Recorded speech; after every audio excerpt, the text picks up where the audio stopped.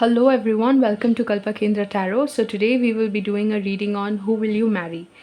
So for the people who are not interested in marriage, you can take this to mean someone who you will be having a long-term relationship with, so your long-term partner. This could be somebody that you're already married to. So if you're already married, you can just click a pile to see if the video resonates and describes your person well. Out of curiosity, up to you. For the ones who are looking to get married, yes, this is your reading. Of all the people that I just gave example of, I think you guys will be most excited about it and will find the topic to be resonating with you the most. This is going to be a series that I'll do. Okay, a future spouse series where I address personality characteristics of your future spouse. That's the basic, and that is what I'm going to do in this reading. Apart from that, this series will also include your relationship with your in-laws, your future spouse's relationship with your family, and the impression that you guys will have on each other's family. So all of that. In case you want to follow this series, then subscribe to the channel so that you keep getting notifications about it. And otherwise, I don't have much to say. This reading, that who will you marry reading, is going to be the very basic introduction into this long series that I'm planning to do. I really don't know how long this series is going to be and how many videos it's going to include, but let's see as we go along. We can find out. And what else do I need to say? Not much, really not much, but welcome to all the new subscribers who have joined me in the, very recently, in the last few days.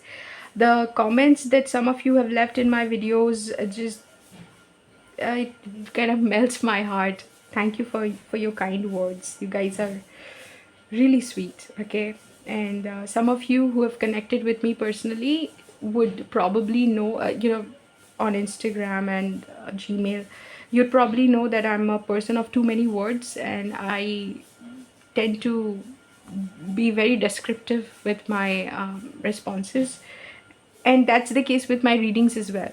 So when I used to do long readings, my mom used to tell me that nobody's going to be interested in such long detailed readings. And this is something that I think I have already addressed within myself with the help of my spirit guides, because I have always been a person of too many words, and sometimes I really used to feel bad about it, or the way people would respond to how detailed I am in everything that I do.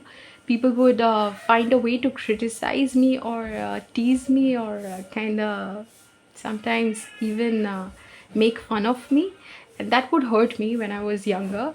But as I grew up and my relationship with my spirit guide strengthened, I was more aware of who I am.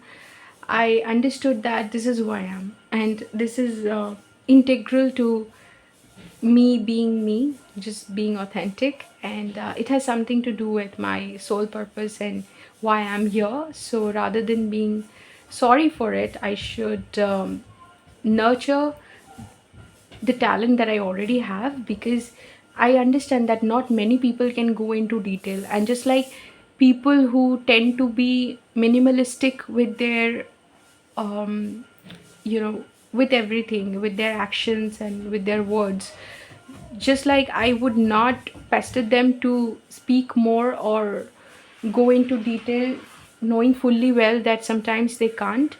Similarly, it is not right for me to, you know, judge myself, or be tough on myself just because I am a person of too many words. So I'm so glad that you guys are enjoying the detailed readings. If it wasn't the case, I don't know what I would have done. I would have still made detailed readings, because I pretty much had an understanding with my spirit guide that this is what I'm supposed to do, that my readings are going to be as detailed and just the way I am, just the way I like to do them, and I should not be changing them. But I'm happy that some of you liked them and resonated with them. Yeah. So let's introduce the groups that I have prepared for you. I have prepared five groups, oh sorry, five piles groups for you today. This is going to be the first group. This is going to be the second group. This is going to be the third group. This is going to be the fourth group, and this is going to be the fifth group. And we are going to look into the very basics of who will you marry, their personality, and anything else that comes through. When I say personality, it might seem like a small topic or small aspect to cover, but trust me, as I go, like as I deal with the cards, I know more messages come through, and usually I'm looking at a situation, so I really don't know what all is going to come through. Okay. If you've not selected your pile yet, then pause the video, select your pile, and I'll meet you at the click of your timestamp. Hello, group one. So if you had selected this conch shell, then welcome to your reading. I'm also wearing a ring made of conch shell, which I just no, I didn't buy it. I A friend of mine gifted it to me yesterday. So a conch shell reading with a conch shell ring. Right, group one. So the animal whisper card, as it is called, animal whispers empowerment cards. So your card is the snake. Shed your skin, be renewed and transformed. So what can we say about your future spouse?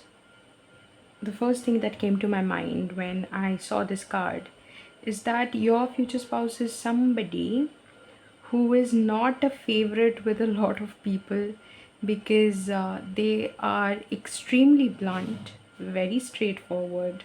If they know what they know to be the truth, they, then they don't bat an eyelid before like delivering that information to somebody.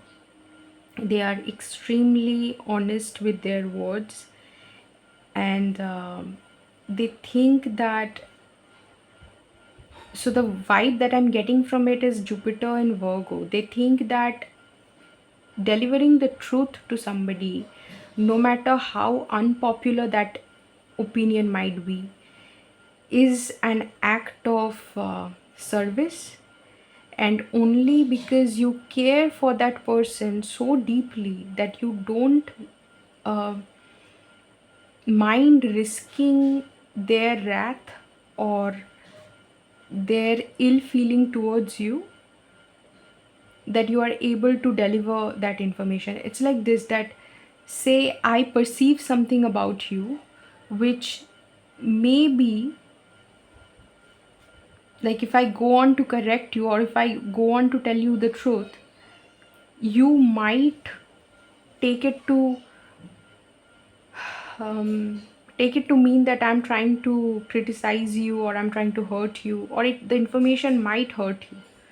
But what I feel is that if I don't tell you and somebody else tells you, then you might get more hurt, or it might, people coming across, okay, let me give you an example.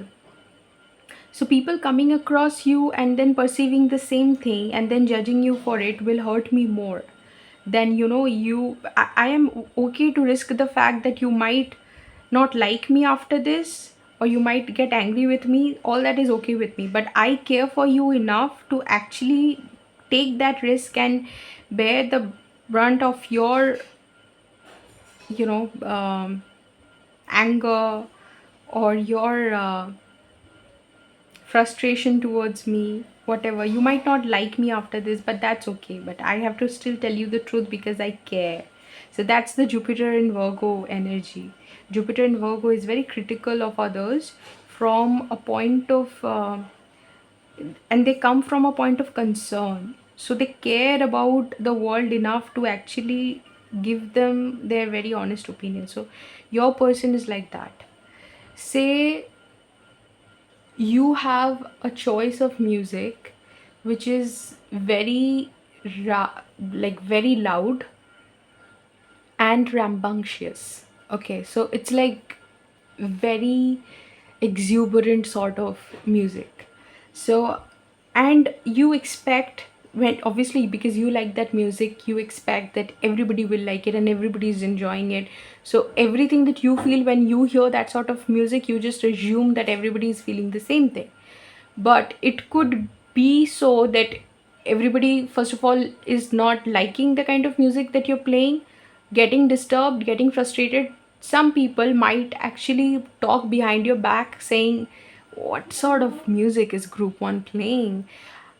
Moreover, they might even get frustrated with you and refuse to spend time with you. Like, I'm not laughing because, I'm like, yeah, group one, this is happening to you. I'm laughing because, just this entire episode that is playing in my mind, and the expression comes out like this, that they might just refuse to spend time with you, saying that, we are busy and stuff like that, just because you don't tend to respect everybody's choices, and assume or be able to understand that everybody might prefer a different sort of music. Everybody might have a different way of celebrating, and it might not align with you. So if you go on to play a music without checking with other people whether they are enjoying it, you're not able to sense whether or not other people are enjoying it. Everybody just to stay in your good books and just to be like, yeah, okay, and just not, like, they don't want to ruffle any feathers, or they don't want to disappoint you or make you think like they are not enjoying, or they are not liking your company, whatever, to be in your good books.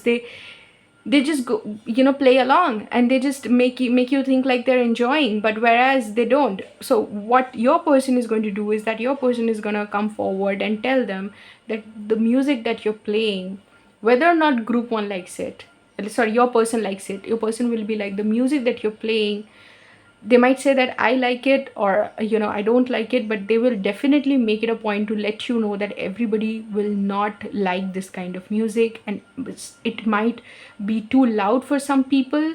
The choice of music that everybody likes is different, and you should not just assume that everybody will enjoy this. Like, you should check with other people. So they're very, very honest with their words. Okay. Again, they have gone through many transformation, and in their lives they always check with themselves before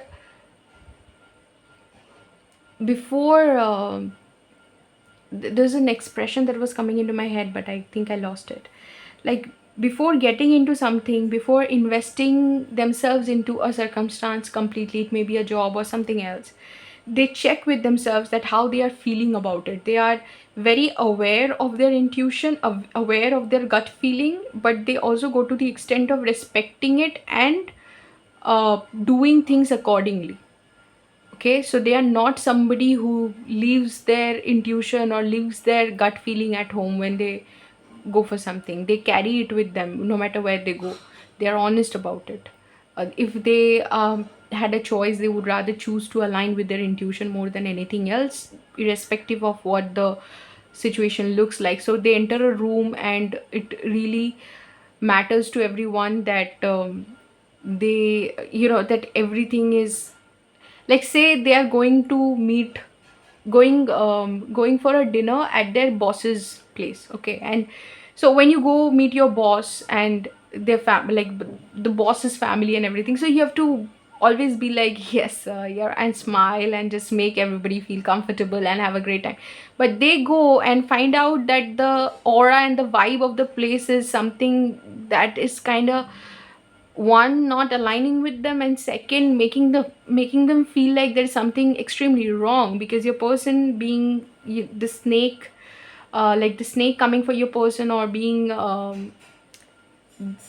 represented by the snake in this reading. I feel like your person is very aware of these feelings, these internal feelings that we tend to take for granted. And so going by their intuition, they'll be like, something is wrong, and they will make it a point to not be that yes sir person, be like whatever they're feeling inside will kind of get reflected on their face, and they might also make it a point to leave that place very soon, sensing that something is wrong. either with the family or with something that they sense is wrong, and they might get very clear intuition about what is wrong. Like for example, if your boss treats the, like they your boss has, sorry, not your boss, their boss has has hired some kind of help, and they are not treating that person, or the people who are giving them that service accordingly, or treating them right, treating them how they should be treating their house help, and they are able to sense it, they are able to sense something that is not even happening right in front of them. They understand that they always believe their intuition to be true, or they have gone through experiences in their life which is the experiences have actually proven to them that they should trust their intuition, or the gut feeling is always right, or energy never lies. This person could be spiritual, but even if not spiritual, like not actively into spirituality, they'll be able to understand these things, that these feelings that we feel are not for no reason. Like body is able to pick up on things that sometimes mind cannot understand. They will know these things and they will act accordingly. So because of that, they might be somebody, one, the entire family goes to for advices, saying that you're able to understand, like how when somebody is dating someone, like somebody in your family starts dating someone new, so they will bring that person that they're dating to your partner, to your future spouse, and be like, what do you think about this person, because I know you're able to sense energies and you're able to understand how people are. So that is something that your person will be known for, and will be popular for, and also unpopular, because their opinion are unfiltered. Like they'll give it to you like they see it. They are so connected with themselves, they don't really have this desire to please everybody around, so they are not in a people pleasing energy at all. This is not somebody who's like, if they had issues with codependency, and probably they have had at some point come across codependency or experienced codependency, which is why they worked on it so well that now they are not in that energy at all, and they are also able to identify it. They don't consciously want to identify with that energy, with the people pleasing energy, and they just do not care if them telling the truth offends you enough to not be in touch with them. So they will just be like, and they don't want to, like, it's not like they don't care when they are giving you the truth, they are giving you the truth because they care. So they have been through a lot of transformative episodes in their life, which is the episodes which have made them who they are. And another thing that I can sense is that people who are usually inauthentic, or like to bitch about others, and is in an energy where they have not integrated their shadow aspects, or not being able to accept within themselves the parts that trigger them, will usually be afraid of your person. People like that will usually be able to sense that your person is like a no bull dot dot dot sort of person, and they are going to kind of probably not like, and also maintain their distance from your person. So that's what we can say about your future spouse from this card. Now let's look at your tarot cards. Nine of Pentacles, the High Priestess, and why not? We already discussed that your person is extremely intuitive. Ace of Swords gives it to people like, exactly how they feel it, or exactly how they see it. And the Temperance. Right. So, Nine of Pentacles. Your person is in a very abundant energy when you meet them, or you will, when you get to know them, you will know them to be somebody who is um, who is desired by a lot of people from the both the genders. Like they are extremely desirable. So you are we are talking about somebody who is extremely popular with both men and women, depending on what your interests are and how you identify yourself. And this is somebody who works on themselves, works on their body, takes they like takes their body and their well-being very seriously. It goes without saying that they treat their body like a temple. But even when I'm saying this, I feel like, yeah, that's a given. So it's a given how they treat their body. They treat their body really well. They treat themselves really well. And they don't, when they earn something, be it a reward, be it a huge profit, whenever they earn something, they always treat themselves first. They recognize their own labor in this, like labor involved in the process, and they um, make sure that the first person that they are treating, or they are um, giving an expensive gift to, or any sort of reward they are bringing, is themselves. So that's the first person they remember. They thank themselves first, and then they go on to thank everyone else. That is a very powerful energy, which is why they are not in a people pleasing energy, because they recognize their self worth, and they believe in uniting with people who are in their energy. So if somebody is in a very codependent people pleasing sort of energy, where they are like they want to be liked by everyone, they are usually, your person is usually able to see through that sort of energy, that it usually happens when we need others to validate us. We don't validate ourselves, or we need to see in others things we are not able to give to ourselves. Since your person is able to give to themselves everything they need, they are able to sense the energy of lack in the people who are in a people pleasing sort of energy, and they stay away from these people. Like, you will not find somebody, like somebody who's always like a yes sir, somebody who always wants to entertain everybody and wants to be good friends with everybody. Like they say that a friend to somebody who's a friend to everyone is a friend to none. Your person also thinks so. Your person thinks that you have to be honest, and you have to be extremely what do I say, specific, and extremely specific, or something like that, with your values. Like, you cannot say that everyone is right in their own way. There are certain things which are clearly wrong.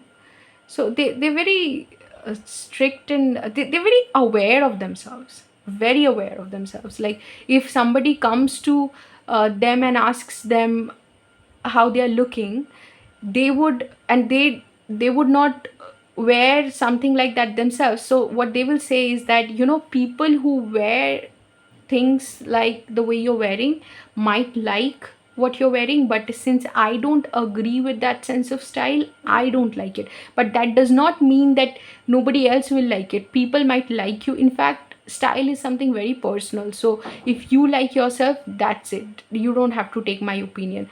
But they will say that, I don't like it, because this is a kind of style that does not agree with me, or I'm a minimalist, or I prefer, like, I prefer a different sort of, like, I'm more like a bohemian sort of person. So I don't really like that authoritative, like Capricorn style or professional sort of look, which is why I don't like it. But people who like you will like you, so they will give it to you like that. Again, the high priestess, which is why your person is extremely, like, people are one afraid of them, and sometimes people like go a like a long distance to impress your person. Like, your person is hard to impress. They are somebody who is not looking to impress anybody.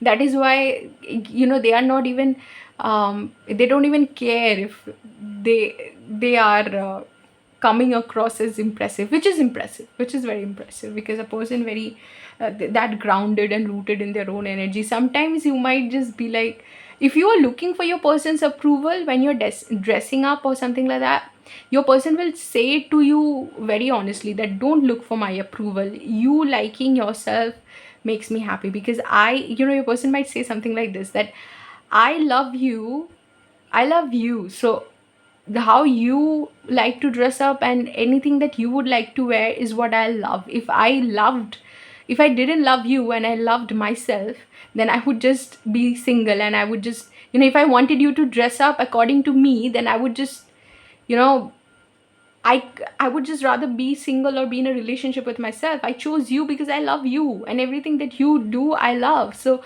why do you second guess yourself before wearing something or before buying something? You don't need my opinion. Anything that you like, I love. Anything that you do, I love, because I love you. So they might make you also centered in yourself and that grounded, because they'll tell you that when I love you, or when you have my heart, you don't have to worry about anything. You don't have to worry about my approval.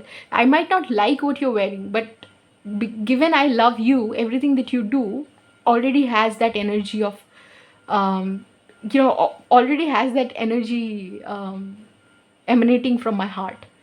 Okay, so you love it. Like, if you love it, then obviously I love it, because you make me happy and your happiness makes me happy. I love you. So something like that. That's a very beautiful energy to be in. Okay, the High Priestess. Your person, like I said, is very intuitive, and they understand intuition, and like they are able to understand when their words are hurting somebody. That's why they are not rude, or this is not a person you can call obnoxious, okay, or just plain rude. This person cares, and because they care, they are going to tell you that I know that I might hurt you. It's not like they are going to say I know I might hurt you and then hurt you anyway. It's like they're going to tell you why they are saying what they're saying. This is an intuitive person. They will be able to sense when when somebody takes things personally. In fact, when they come across somebody who takes everything personally and thinks, if you say to a person like that you don't like something that they are doing, they will think that you don't like them, which is, these two things are very different. In that case, your person might not, might withhold their words and just walk away from that situation, might not want to interact with a person like this, because this person has very low tolerance for people who are not grounded in themselves, who are not sure of themselves, because they've dealt with all that energy. They are the snake, and they've dealt with, like, they've shedded their skin a lot of times. They've gone through a lot of transformative experiences in their life, and they don't it's like they're able to sense that energy. And these people, the people who are in that people pleasing energy, are not a vibrational match for your person, so they might just walk away. This is not an experience that they would want to manifest, or this is not an experience they want, they are manifesting, or they would manifest after, once you get married or come into a long-term relationship with them. So people like that will not be part of their close circle anyway. So what I like otherwise say is that this is a very like, it's a very intuitive person. I was going to say this is a very high priestess sort of person. This obviously High Priestess is here. Something else that comes to my mind is that there is something that I say called mother approved, okay, or this is my ma approved friend. So what I mean by that is that because my mom is so invested in my like well-being, she is usually able to sense who is good for me and who is not good for me. Not always, but sometimes I have seen that she has met people in my life and said to me very clearly that this is not a person who's good for you. Very, very clearly, very bluntly. Because I think they are able to sense, because mothers are so emotionally connected to their child. It just comes to them. If they sense something wrong, it's just a gut feeling. Like your person would also be able to understand if I was explaining to them. Gut feeling is when you know. Okay, so and when a person is approved by my mother, or my mother does not say something like that about a person, or my mother is usually behaving well with that person, I think of that person as mother approved. Okay, so which is a big deal, because not everybody gets my mother's approval. Very few people do. Usually my mom is very possessive about my energy, but when she tells me that something is wrong with somebody, or somebody doesn't want my highest good, is not acting in my highest good, I have failed to often I have failed to understand that, or like sense that thing right away. Like, I probably didn't agree with her right away, but eventually I saw that she was right. Like, mother's instinct about the child is usually very, very right, very correct, since they are that emotionally invested. So your person would be a person like that. When they tell you that something is not right about a certain person, you should be very, very careful, very careful, because they are coming from a place where they have dealt with what you are dealing. They are they are able to sense something that you are not even able to perceive. Okay, Ashlesha nakshatra also comes to mind, and in Vedic astrology, Ashlesha nakshatra is actually ruled by snakes. So these people are also like that. They are able to sense. So if your person says something is wrong, keep that at the back of your mind. Okay, that information, and you will learn to do that. As your relationship grows, you will learn to do that. Also, your person will be able to pick up on your emotional state of mind, or your emotional state very prominently, that they would be able to understand things that. Okay, again, another thing that comes to mind. The example for this would be that, say, someday you are just waking up late and you don't have the energy to go and make breakfast, or, do the usual things that you have to do before leaving the house. Maybe you're just not, like, you just don't have the energy. On those days, if you just, like, I'm just giving an example. You simply wake up late and you see that your husband is serving you breakfast and is, helping you with things that you were supposed to do.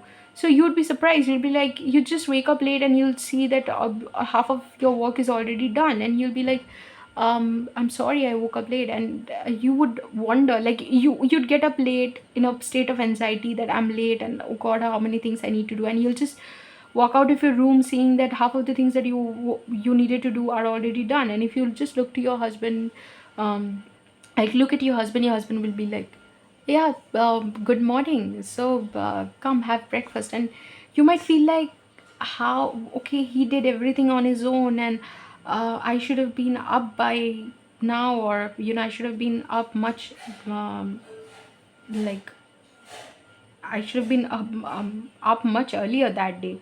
So you want to apologize, or you say something, or you don't know what to say, and your person will just make you feel comfortable, and you might not say anything to them that day, but sometime later you might just tell them that, you did everything for me.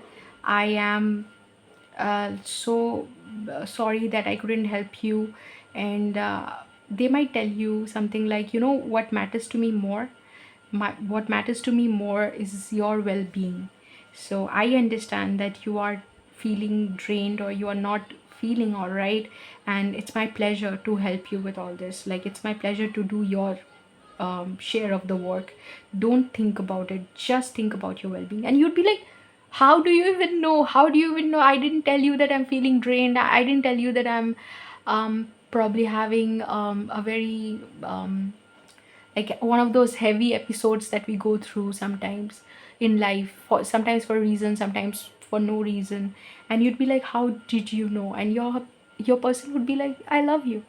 So that would be their explanation, I love you. So they're that connected with you. Okay, and they are able to sense these things in everybody. And obviously, because they would be your future spouse or your long-term partner, then obviously they would be able to sense these things in you, because they are connected to you through, like, moon and Venus. So obviously, Ace of Swords, they are very, very honest. Sometimes they will tell you things that you wish that they didn't tell you, or you wish you didn't have to know. For example, like, if they had an ex-girlfriend or ex-boyfriend, and I'm giving so many examples where I'm making them your husband. Please feel free to make them your wife, okay? Because I'm just giving, like, one-sided example, because I'm a woman. It's easier that way. But it's not like, it's not gender specific. Okay, that's right, it's not gender specific. Yeah. I mean to say that whether you're man or a woman, no matter what gender you're interested in, please feel to like, make the examples relevant to you by changing the genders, or It's like replaceable. Ace of Swords, again, yeah, like truth. So this person will be very honest with you and might tell you things like, say, if they have a ex-girlfriend, and you guys go to a restaurant and you find their ex-girlfriend sitting with her husband, her new husband, and you guys are in the same restaurant, and you just ask your husband that, tell me something, when you saw your ex, were you reminded of the times that you had spent together? Your husband would, be very honest with you and tell you something like, yes, I was. And and that might make you very sad. Your husband will understand that and will tell you that, we are not together for like a very good reason, and I just I have totally moved on, and I'm happy with you.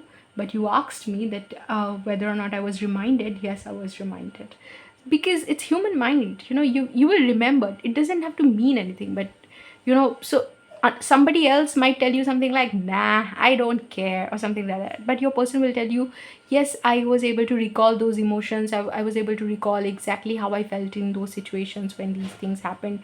It may be bad or good memories, but your person will give it to you very, very honestly. So one thing that you don't have to worry about with this person is that, dishonesty, cheating, or just seven of swords sort of thing, or making things appear as they are not. In fact, I'll tell you something. This person is so, when I was trying to clarify this ace of swords, I saw seven of swords, seven of wands sort of things.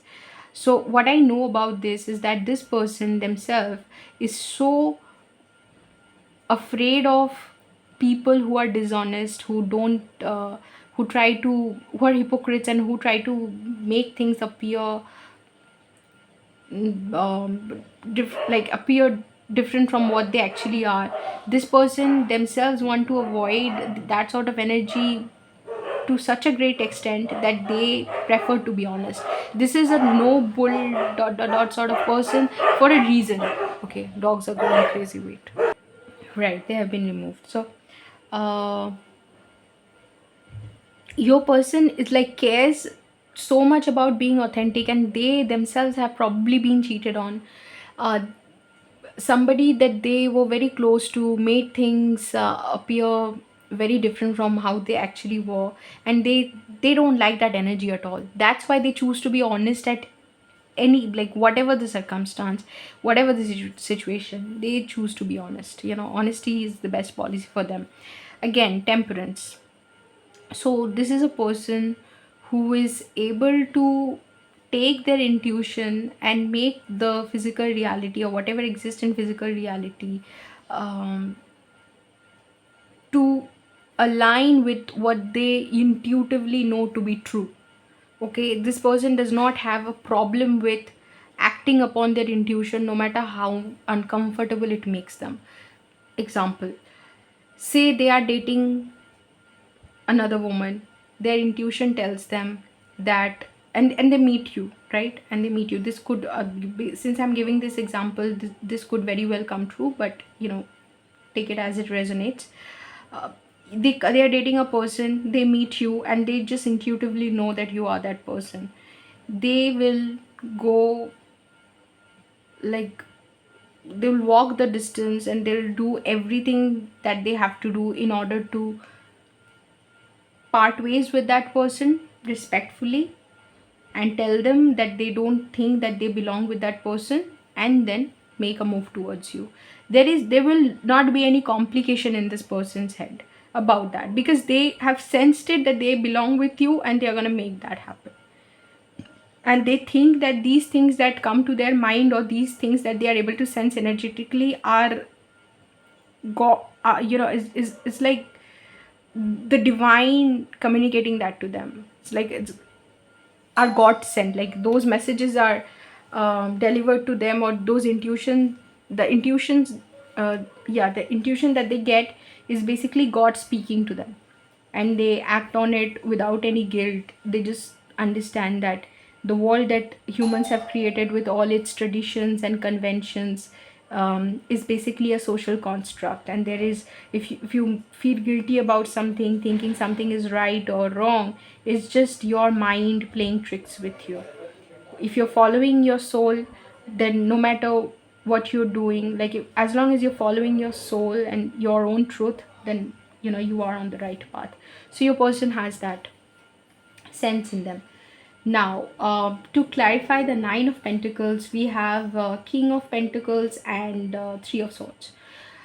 So your person, when you meet them, is abundant in a, say, in a very high scale, or is experiencing large scale abundance. They are probably owners owner of their own business. Maybe they could be holding a very high level position at a company. If they're working at a company, they could be CEO. Like we are talking about CEOs and managers, people who find it very easy. Like your person is somebody who finds it very easy to manifest physical abundance or just generate wealth. Money is something that they attract very easily. But as I say that, you will also get to know that it wasn't always so easy. Like when you meet them, it might feel like it comes to them very easily, because they are in that energy where they know how to make money. They understand business very well. They understand psychology, the behind, the psychology behind making a business successful.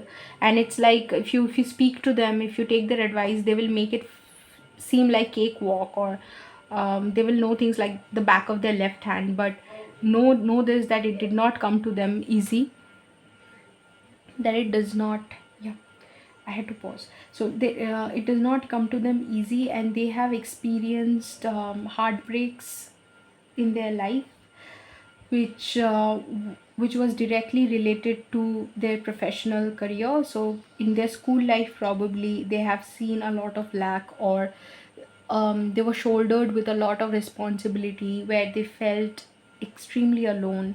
They did not know, how people often burden us with extra responsibility by thinking very highly of us, and then they it's like we are made to carry the burden of their expectation even without asking for it. And they create these labels and these examples in their head, where they might tell us, oh, I thought very highly of you when you got all A's in your class 6 or standard 6, but then when you went to class 8 and there were like 3 B's, or 2 C's, I totally lost faith in your abilities. Like you did not ask them to put you on a pedestal in the first place. And now comes the fall that you have to experience, like the falling in their eyes that you have to experience, which again you did not ask for. But when they put you through these things, then you feel it in your body. Like you are able to sense it. You feel the pain, because it takes us a while to understand that how people see us is not a reflection of how we truly are, or is a reflection of our worth. So your person went through a lot of such incidents, which made it absolutely necessary that they understand that they are worthy, inherently worthy, and how people see them is not a reflection of who they are or their potential in any way. So it might all seem like very easy, like it was just handed to them on a plate, but it's not so. Their abundance literally came after a lot of struggle. They could have gone through a lot of mental health, or probably mental or emotional or financial struggle in their childhood. The high priestess is clarified by Seven of Wands, so that's what I remember seeing. Even when I was asking for Ace of Swords, I think politics came up. Yeah, no. So that I remember seeing Seven of Swords for this one. High priestess, Seven of Wands. Your person has high level intuition, like extremely intuitive. So sometimes what they sense is so uncomfortable. This is somebody you who might even be able to sense spirit, ghosts, extremely negative energy vampires. Even if they don't know the term for it, some of them can even know the terms and be well acquainted with the spiritual terminology that we use, but some of them will not have any idea about the terms, but will just be able to categorize people that way. Okay, so categorize people based on their energy without attaching any label to these people. So your person might find themselves in very stressful situations if they come across, say in your family there is an energy vampire, but that person is very close to you or is a very prominent member of your family. So it might cause a lot of stress for your person to associate with that person, but you would not be able to understand if you're not into these things. If you're not able to sense these things, then you would not understand. You would just might misunderstand your person, but your person is coming from deep intuitive feeling when they say that they don't like a particular situation, and since they will do everything in their power to remove themselves from that situation, you might find it very hard to deal with. And this person knows this, and this person might also find it very hard to communicate these feelings to others. And sometimes, since they find it hard, I might tell you this, that this person always removes themselves, but it is not always possible. Like, you may be emotionally invested in a particular situation that they don't find agreeable, and for that they have to sit through those things. Sometimes probably because of their parents they have to sit through something, and that causes a lot of stress for them. Sometimes they are unable to remove people from their life who are literally toxic and keep them entangled in karmic situations, and that might cause a lot of stress for these people. So they might, and it causes them stress. That is why they choose to remove themselves, or it would be better if they just didn't associate with people like that. Ace of Swords, letting go. The biggest problem, like I said, I also saw Seven of Swords here. So Eight of Cups is the card that you got. The biggest challenge for your person when they know something to be true um, is to follow that follow that feeling, follow their gut instinct, follow their intuition, and walk that path. For that, they will have to leave behind a lot of people. You are dealing with somebody who chooses to keep their close circle very, very small, and they do it for a reason. You will eventually probably learn to respect it. At one point in your life, you might just be like, so you don't want to meet them also, you don't want to meet her also, you don't want to meet him also, but you will eventually understand that they do it for a reason, and they're very honest about it. You will feel lucky to be included in their close circles. And the back of the deck energy is Ace of Cups, and then you have Queen of Swords. So they are operating from the heart. They, when they say they love you and they choose to spend all their time with you, you are their like partner. Obviously, I mean, it's an honor. A person like this, it's an honor to like have I'm saying this because like, it's an honor to have you by their side, because they are very honest. If they are with you, they are with you because they want to be with you. They have no reason to people please, or if they think that a relationship is not working out, this it will not take them a second to just wrap everything up and just get out of that situation. They would not be bothered that how this is going to impact, because they will know that they're acting on their instinct, like, and their soul instinct or their soul calling. So if this person chooses to stay in a situation, build a family with somebody, tells you that they love you, and they will love you a lot. Otherwise, this person will not be, like, if they don't love you, this person is not going to be with you. So if they are with you, you have their heart. So you're gonna know that, given how uh, strict this person is about walking out of situation that is not aligned with them, you will know that they are here for the long haul, and this is a keeper, and they are not lying when they say that they see their life with you, because that is also coming from intuition. You might just be like, oh, if they're with me, and if they're so strong about, if they don't care about leaving something behind, if they just realize that they don't belong with me, they'll just walk away, they'll just walk out of my life.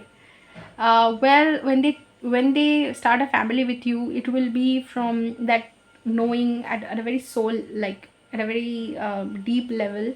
So at a soul level, they'll know that they belong with you, and that is why they'll be acting on their instincts and making everything happen with you. So you don't have to worry about that. They're coming from a place of deep knowing when they choose to marry you or come into a relationship with you. Okay, so clarifying the temperance, we have Queen of Cups and Eight of Wands. Wherever they go, whatever they say, no matter what they do it from their heart. They are deeply connected with their heart, and the information that they have is all realized at a soul level. This is probably somebody who meditates, or even if they don't meditate, it's okay. They are extremely connected with their heart center. Like they have an activated heart center, and they just know by their feeling what they're supposed to do and how something is supposed to pan out in their life. Oh my god, I have never seen this. See, there's a, like, you can see the reflection of a woman in the background. So the masculine and feminine aspect in them is well integrated. They don't shame themselves for being vulnerable in in certain situations, or having or feeling something very deeply, or having an emotional depth to themselves which others might not understand or be able to respect. They don't shame themselves for it. They are okay with feeling their emotions, and also they understand that when they feel anger or frustration towards something, it is their body trying to communicate to them to them a feeling that their mind is not able to comprehend. So they respect all, like the entire what is it called, spectrum of feelings. They have understood that all those feelings are there for a reason. Those feelings are basically tools for us to navigate through life, and they respect all of them. They are able to interpret all of them and work with all of them. So there is no guilt trips and no shaming another, each other for one another for anything. And they will also be able to understand some of the things that even you are not able to interpret. If you tell them, they'll be able to deconstruct those things for you. And with traveling, I see that this person is very open with wherever, like open to go with the flow, and they're open with wherever god takes them. If they okay, the quote that comes to mind is that it is not that you should own nothing. Like, it's a quote from Bhagavad Gita. It's not like you should not own anything, but nothing should own you. They take that thing very seriously, and their life is a message. The way they live is a message about their values and principles. So this is one of their values. You will be able to understand as you spend time with them, that they think that nothing should own them, and probably nothing truly owns them. Three cards to explain their mentality or their frame of mind, what kind of person they are. First card is healthy sadness. Number 6, I'm able to see things through a different perspective, and I clearly communicate what I see to others. Nothing to say about that. Just look at it. And I clearly communicate what I see to others. They are very honest about their opinion and what I feel. I'm able to see things through a different perspective. They are aware of the fact that their perspective and the way they look at things is very different from how others see it, because others are probably filtering it through um, a lot of, like, their conditioning. But they have worked out their conditioning, and also they are also able to identify where their conditioning is at play. They're able to keep it aside and deliver the truth to people. And the negative aspect that they have overcome in order to be in this energy is things come easier to others. My mind has always been in the clouds. They don't think like that. Again, healthy body, number 6. So we have two number 6s and 1 2. Healthy body, I have a healthy, flexible, balanced way of seeing, thinking and reacting to the world around me. Again, nothing to say about that. Very intuitive, very respectful of every feeling that they feel, every emotion that is activated in them. And they also treat their body with respect. So if they feel anxiety before going to some place, they sit down, uh, ground themselves, calm themselves down, and then work on that, like they then go out for that work. Or if they feel a certain way about a situation, they might choose to avoid that situation entirely, totally respecting the feelings in their body or the sensations in their body. The thing that they have experienced in order to overcome this is stress goes straight to my head. I tend to get headaches and have eye and ear problems. Okay, so this person might have experienced bodily symptoms and sensations that they could not interpret in the earlier stages of their life, but now they have able to understand that it happens for a reason, and they respect that. So living in society, number 2, it is possible to maintain one's individual creative identity and also be in an intimate committed relationship, right? So their understanding of society again, nothing to say about that. They are somebody who respects their own individuality and everything that they feel, everything that they think. And they think that that is not going to be a barrier. Them being that understanding and conscious of who they are is not going to be a barrier when they interact with the world at large. In fact, knowing themselves fully well, being aware of themselves, is only going to present to the world a, a better understanding of, you know is going to, yeah, is only going to be beneficial for the world. And as we are able to understand others and ourselves, and also the contrast that we present in, like, in comparison to others, when we are able to see and respect that, we allow we are able to see the expansive view of the creation. Like, we are able to perceive the creation in expansion, because the more variations that exist, it that means that it's a reflection on the expansion or expansiveness of the universe, right? So you allow expansion to be revealed to you if you are able to perceive and honor the variations that exist. And that, the first step to doing that is realizing your own uniqueness, realizing your um, realizing yourself completely. And since your person is so well aware of themselves, this person might, like, I'm just being able to feel this, if this person is not spiritual and is a little stubborn, then this person might be a little hmm, unaware of other people's way of viewing things.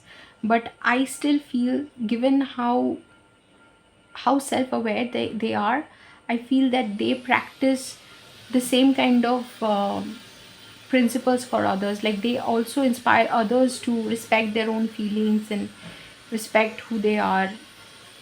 Only if this energy is acting in a distorted way will this person become so stubborn that they will not be able to see other people's perspective, or be able to respect or tolerate other people's perspective.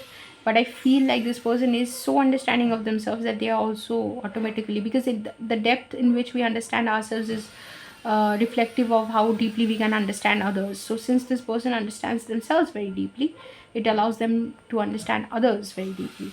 Intimate relationships interfere with my freedom, so that's not how they view life. So this is somebody who's very, very mature with their feelings, and they think that only knowing themselves at a deep level on or in great depth will allow them to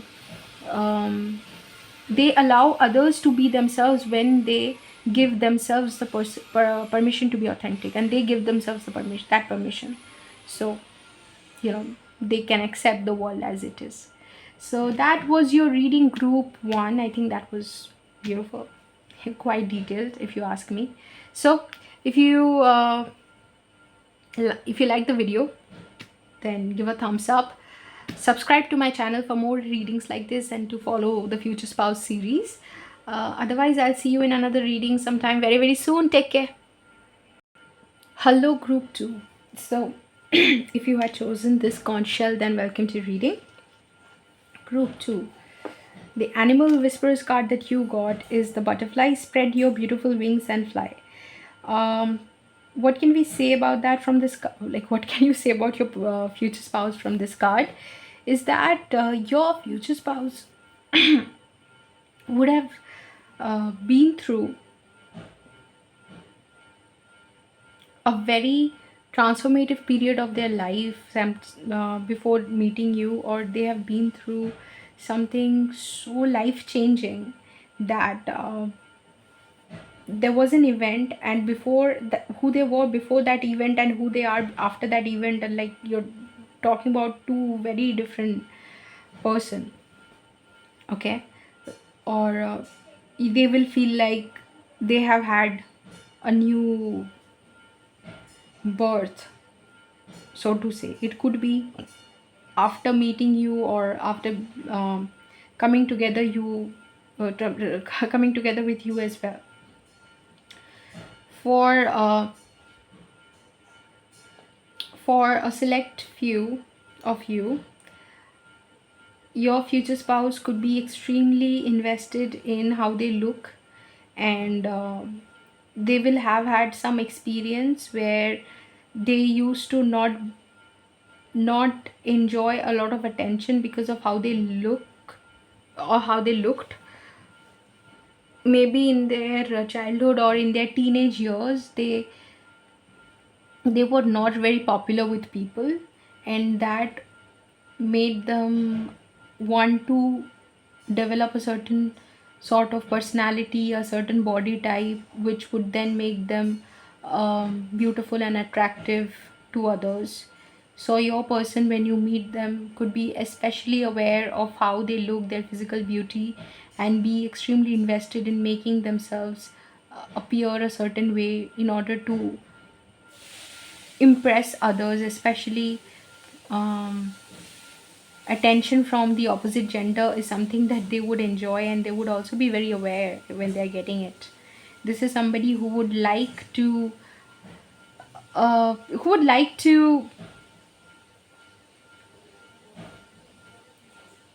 make friends with everybody. This is somebody who wants to be in the good books of everyone. They just don't, like, it's not one or two people that they would call their friend. It's like they would have a large group of friends that they call their friends, and they might have more than one best friend. This is somebody who enjoys everybody's company. Okay, and we are probably dealing with an extrovert. Okay, what else can we say? Let's see, let's look at the cards.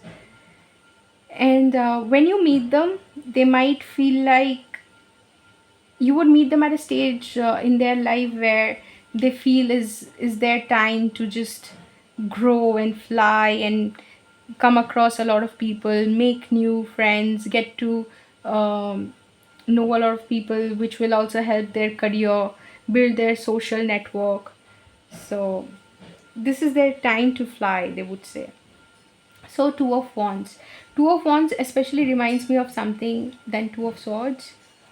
Page of pentacles and seven of wands. Okay, so two of swords reminds me of something where in ace of wand we basically take action for something, right? Where we want to act upon an inspired action or something that we know that we should be taking action towards. We take action towards that. In two of wands, along with taking action, we also do that extra bit that is required to do, where say you have always wanted to start a computer business. In two of wands, you get those things together that you need to start a computer business with, and probably start building your network. And it's a card where you want to explore your options a little bit, like not explore your options, explore your possibilities a little bit, and also uh, understand what all you need in terms of resources, investment. So it's possibilities and expansion, but in a very calculated way. Okay, so there's a limit to how much you can expand, and how much you can grow with in the two of wands. and you are looking at that possibility, that potential. You're looking at your limitations. So your person is somebody who is very calculative with their actions and their words and their resources, their energy.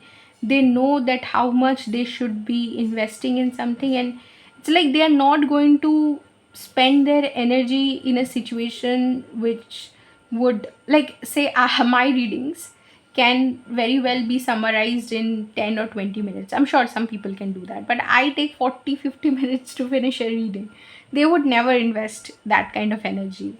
Where things can be done in very little, they would not be willing to spend extra energy. They'll be like minimalist, but in a very exuberant sort of way. Like, it's like they care about, they won't be minimalist in terms of the things they want or the kind of experiences they want to create. They will not have a minimalist house, but they will want to spend minimal energy or minimum energy to build their dream house, which might be again very opulent and grand. Okay, so extravagant. So their house may be great, but the energy that they want to put in, like, they'd be like in maximum results in minimum effort. That sort of a person, very calculated with their energy, very calculated with their approach. Two of swords, they would be, it also came out reversed first, and then I tried to flip the card to see if it wants to come reverse or upright. It came upright twice then, so it's upright. But what I can understand from the very process I did and the way the card behaved is that your person will act unsure in a lot of situations where they might um, want or talk to a lot of people for advice. They will talk to a lot of people when they want to take a decision on something, because they would be like, I want to talk to everybody before I make my own decision. But they and explore all the possibilities, but they will do their own thing. They will do the thing that they themselves want to do, and they might not disclose that to everybody, that how they are actually going to act on it, or what they're actually going to do. So their next step or their possible next step or possible move is always going to be a mystery. So if it's a chess player, this is a very mysterious sort of chess player who is quite what do I say, innovative with their moves. Okay, nobody really, unpredictable, nobody really knows what they're going to do, what they're going to do. But that kind of, like, that surprise element that comes in their actions, which people are also able to perceive and then call them unpredictable or mysterious, that kind of energy that eventually comes out in their actions is founded upon an energy of unsurety or unpredictability itself. Like, you might feel like they are going to do what they have thought is the right thing. They might listen to a lot of people and do their own thing. So whatever is their own thing, you might feel like they are sure in that area, or they know what their own thing is, they have clarity there. But actually internally there is a lack of clarity. They doubt themselves, and they themselves might come to you for advice, or they might come to you for support, not advice. They will not come to you for advice. They will like, if they want to do something, they would rather take advice from a lot of experienced people, and they would just not come to you because you are their spouse and you have a say. So they might not do something like that. Okay, they might tell you that you would not know. Wait a second. They might make you doubt yourself, like, you since they themselves doubt themselves, they are also not able to. Right. So as I was saying, um for the second card, two of swords, they are so unsure themselves at the very, at a very core level, that they might make you feel like you are also incapable of advising them on what to do. Okay, so this is a reflection of their own inner confusion, where and they project it onto you. Okay, they are at a very deep level unsure of their own potential, which is why they also go to others for advices. But what they do when they are acting on what they think to be true is that if you anyway talk to 6 or 10 people about the same thing, and there are like 10 different opinions coming your way, obviously if you will act on one of them, or one you will act on a specific, or you will do a very specific thing, you won't do those 10 different things, right? Of those 10 different possibilities, you will choose one and act on it. It might look like this person already knew what they're supposed to do and that's what they're doing, and it might seem like this person is sure and knowledgeable about their circumstance, but they are actually not. And this confusion, they will also project onto you and make you feel like you are also incapable of advising them. You're dealing with somebody who's generally confused and who's a little easily influenced by other people's opinion that way, in the sense that since they don't have a very strong understanding of what they want and where they're headed, they might get influenced by something that their mom tells you. Sorry, no, so their mom tells them or their friend tells them about you, or about something else, about their work. If somebody else is telling them something, they might get a little influenced and just act accordingly, act believing, maybe not in totality, but a little bit of what they have been told. How will you find this out? If say you're having an argument or something, and this person tells you that, oh, so and so was right when they said that, you were doing this, or you were feeling this about me, I should have just trusted them. Then you will understand that they actually paid heed to some conversation that they had about you with someone else, and they themselves are so unsure of you that they believe, or are get influenced by other people's opinion. Page of Pentacles, uh, and given the illustration on the card, I feel like they would always try to keep themselves up to date by researching on anything that they are doing, or finding out more about something. They all, this ties in with that energy of unpredictability, or not being sure of themselves, where they feel like they have a lot to learn or a lot to know. They are not very centered in themselves, and since they feel like uh, they are not very sure of themselves or who they are, they tend to again go to a lot of people for advices, turn to books for advices, um, then maybe read watch YouTube videos, watch a lot of movies, read research articles to get a sense of what they should know about, like get a sense of what they're dealing with. For example, just before becoming a parent, they might read a lot about handling a child and how to treat them, and what the child understands. All of them like very noble actions, but you also understand that they are a little out of touch with their inner guidance, that they themselves don't know how to act, and which is why they rely on external situations to guide them, in order to build their own knowledge and understanding of things. Seven of Wands, they have a huge fear of not falling from a proverbial place that they find themselves.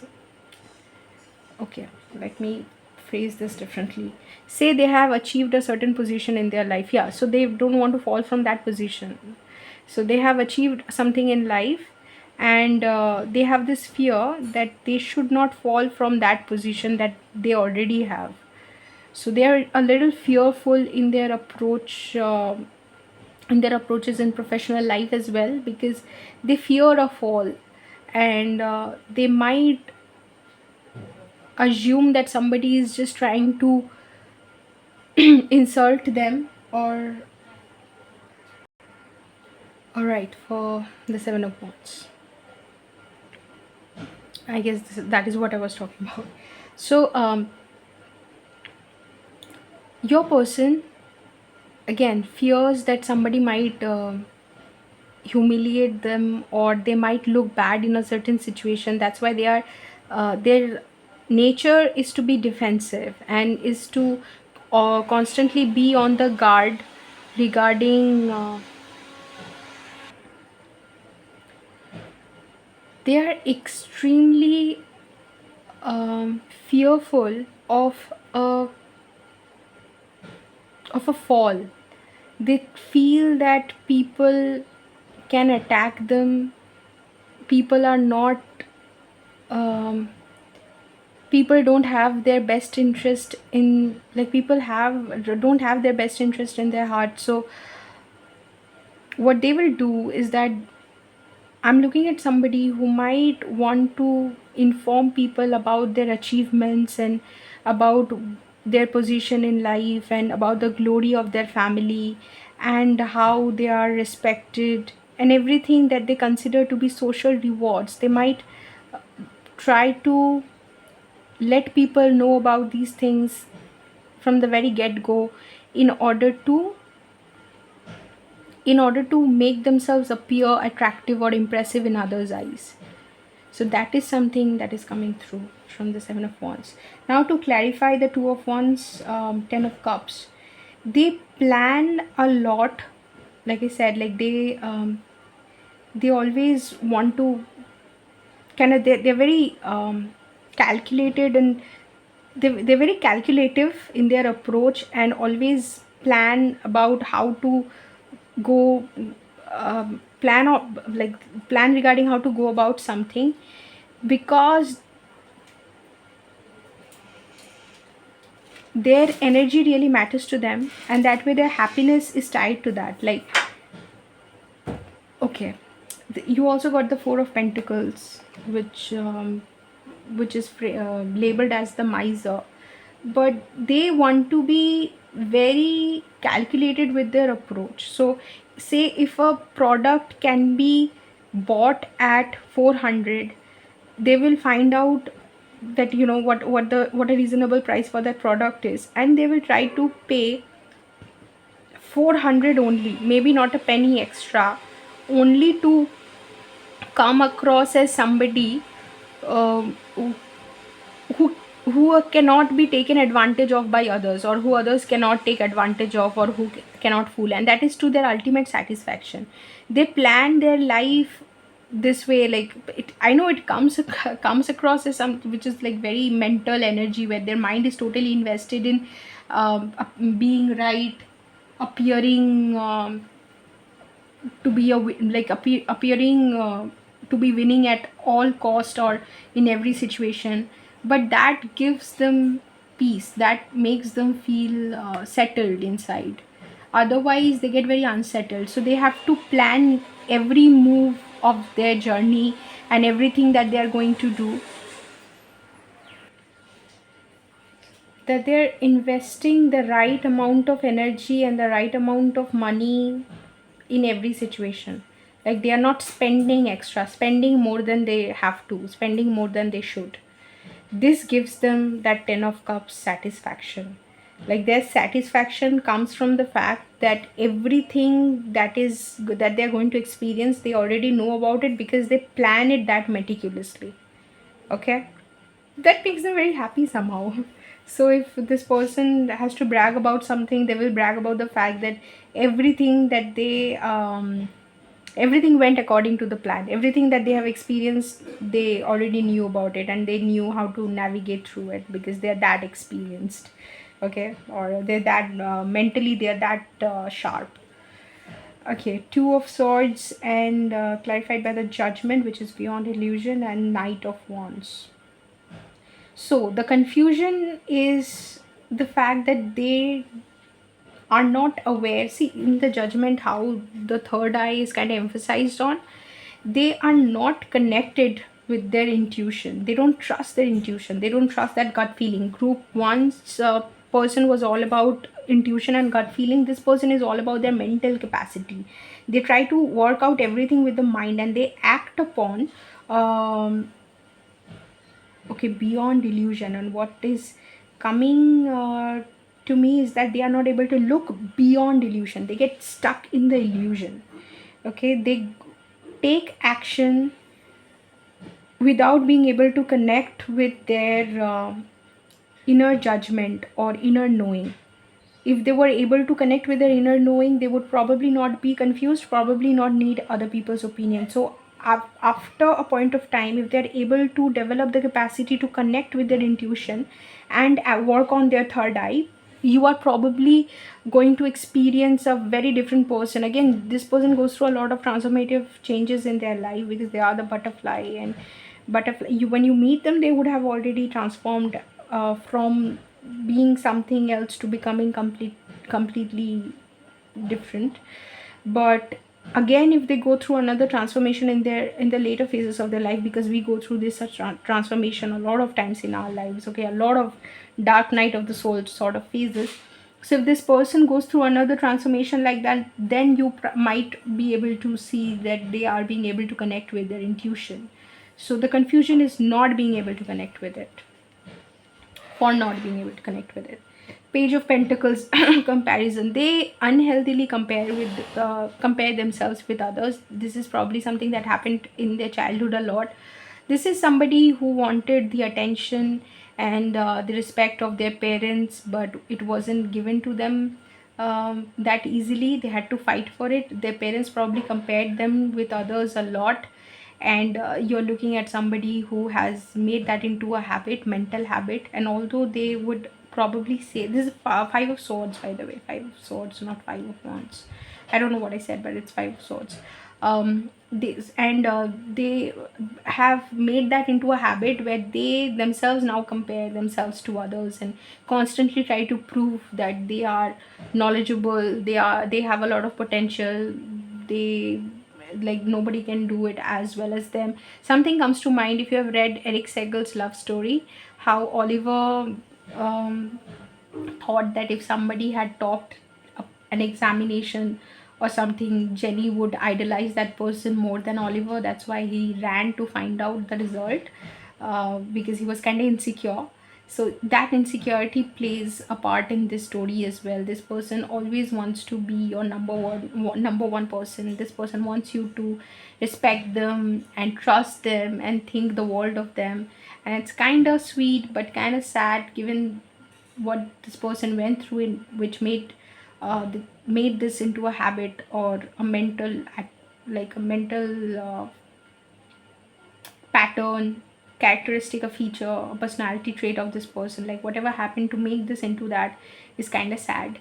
But this person kind of compares themselves to others, and that's why they always want to be on the top and like be on top. And they make sure that they have the knowledge, the experience, they research a lot, they watch a lot of YouTube content, and to stay updated, where they always come across as informed, as all knowing. Otherwise they think that others will take them lightly or not respect them. You will not respect them, which is why they always try, they compare themselves with others and always try to come on top. Five of wands. Okay, yeah, right, I remember seeing five of wands as well. Five for seven of wands, the clarifier is five of wands and the guidance. They come into conflict with others a lot because they are in this defense mode always.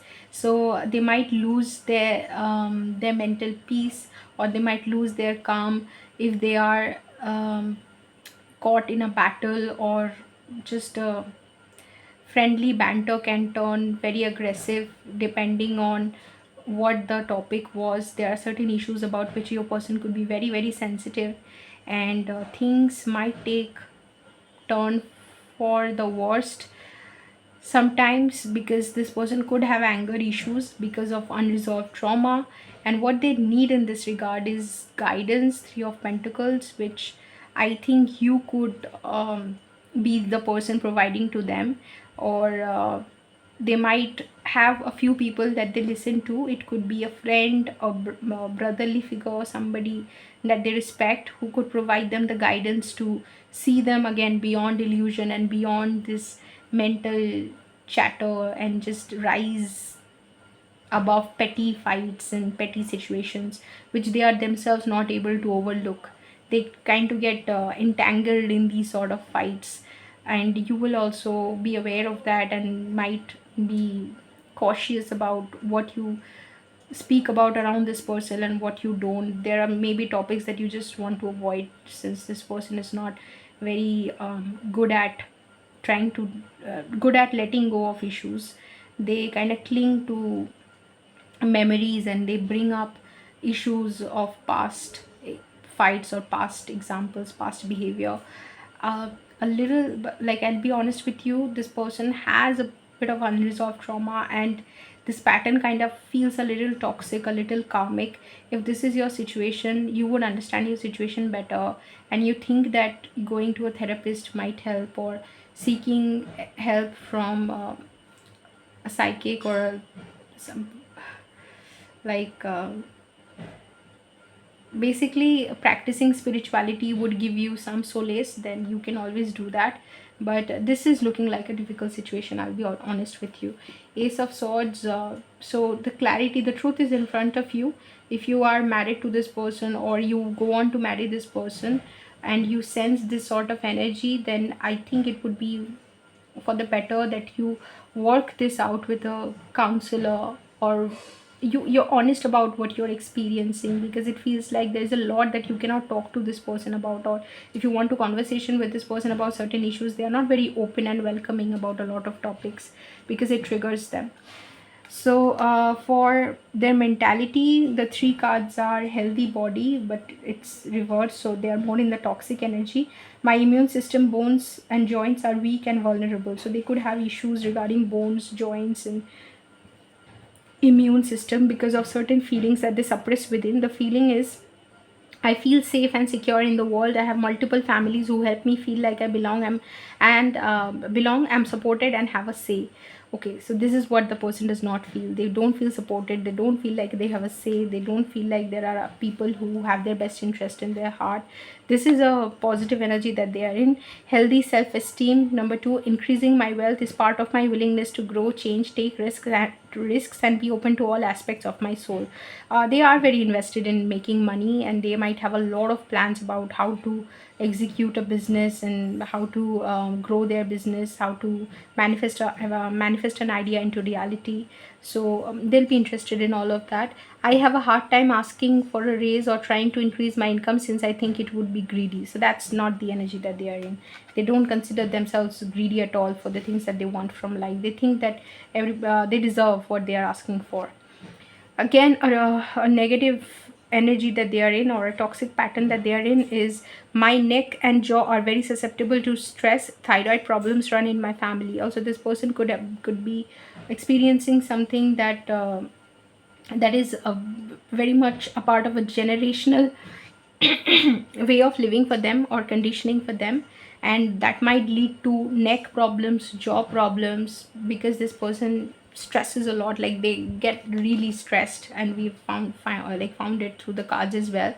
The healthy energy for that would be healthy body. Number five, I am able to communicate my thoughts to others at the appropriate time with the correct amount of emotional intensity. That is something that we saw that they are not able to do. So yeah, that would be a reading group 2. If you liked it, then do give a thumbs up.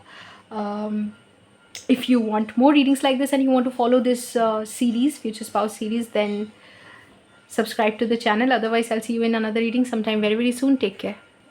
Hello group 3. So if you had selected this conch shell, then welcome to your reading.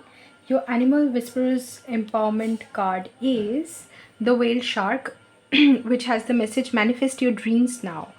So with the whale sharks, there is an immense focus on this person manifesting their dream or being in touch with their dream, their soul purpose, what they have come here to do. This person that we are talking about, your future spouse, is a dreamer, big dreamer, and what they find to be very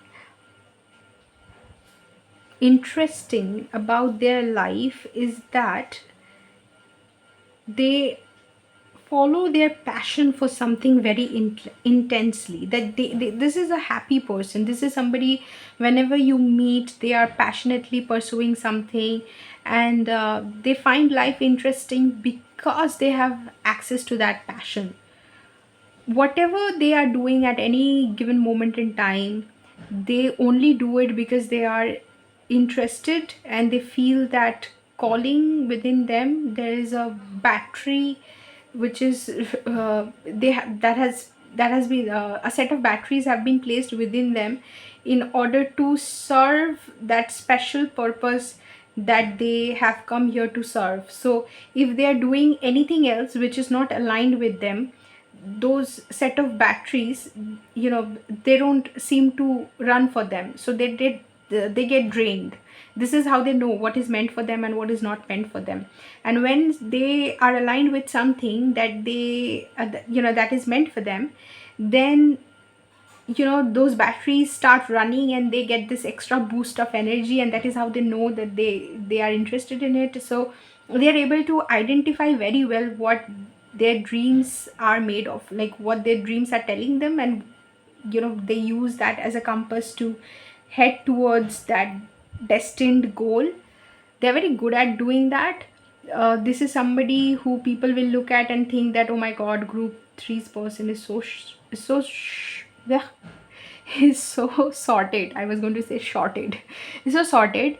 They have this enthusiasm and energy which is hard to keep up with. And what else? They don't really worry about the future a lot, because they think whatever the future will bring is dependent upon their present. So whatever they make of their present, the future is going to be like that. They are not somebody who feels a heavy burden regarding their past as well. In fact, to be honest, group 3, your person does not have the time to think about their past. They think about their future, but they think of it in terms of how they use their present moment is eventually going to lead them to the future that they want, and that is how much they care about it. They don't care about the past is because they have lived it, they have experienced it, that's over. And if you ask them, like, this is a person, if you ask them about their ex or a job that they used to do in the past, they would be like, yeah, what? They'd be like, how do you feel about it? Yeah, sorry, you would be like, how do you feel about that certain thing in the past? And they'd be like, I have not thought about it for a while, give me a moment to understand how I feel about it, because I don't think I thought of it, or I gave it a thought any like at any point in the, like, recently, or so. I have no clue how I feel about it. So you'd be like shocked, like there's a certain question you ask them and they have their blinders on when it comes to their life, and these blinders are, they're using these blinders to focus on things that they find worthwhile, interesting, they think are important, stuff like that. Whatever is out of that sphere of importance that they have drawn for themselves, like they have drawn a circle and there are certain things within that circle, whatever is outside of that circle is outside of their mind as well. Okay. And this person again is very mindful about, a very understanding of what they love and what their heart is aligned with. They act out of love, they fall for love out of love. Like, there is, the only reason that they would be with someone is that they love them, not because of external any external reason. Not like, but the thing that came to my mind is external beauty. Some people tend to like a specific like it when a person looks a specific way, and a person involved, like for example, a person might be like, oh, I really want to marry a bureaucrat, or somebody who's employed with the top 5 companies, or I really want to marry a movie star. Did I give that example? Okay, whatever, I really want to marry an author. So they are more interested in that profession rather than a person. Whichever person is in that profession, they would be interested in that person. There are like that, it comes across like that. But your person is able to differentiate between the two things, and they think that if I wanted a profession that badly, if I wanted somebody to be, like, if I was interested in a profession that badly that I want my future spouse to be involved in that profession, then rather than wanting my future spouse to do it, I'd do it myself. Like, if I'm that interested in a pilot, then I would be a pilot myself.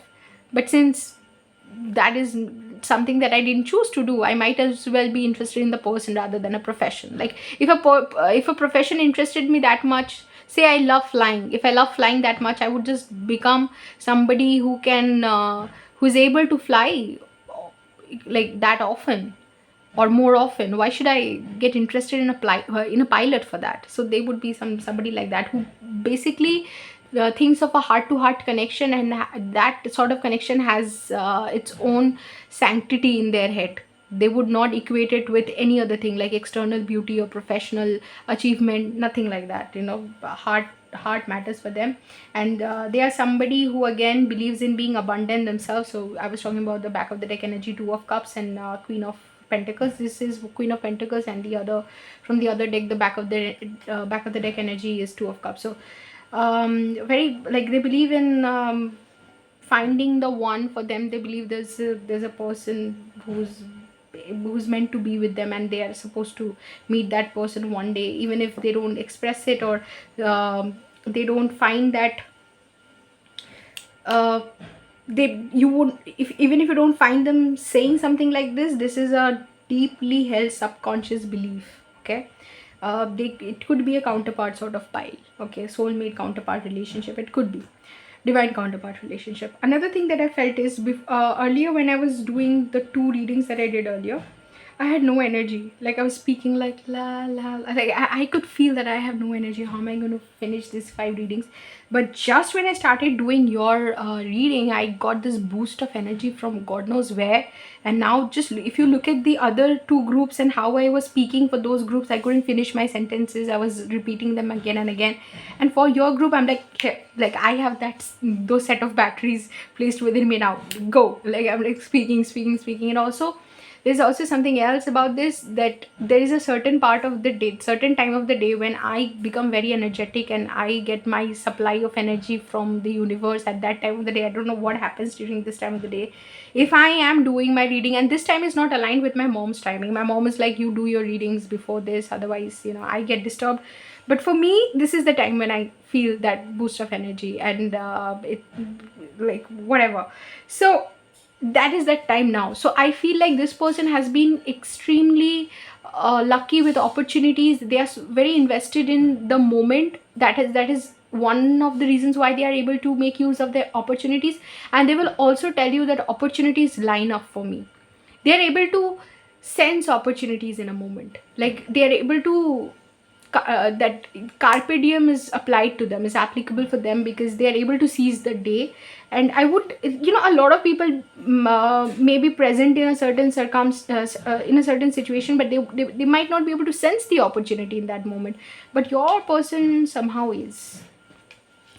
The High Priestess, the World, looking at your tarot cards, the Empress, and the Sun. So basically nothing short of major arcanas will do for you. All of the cards are major arcanas.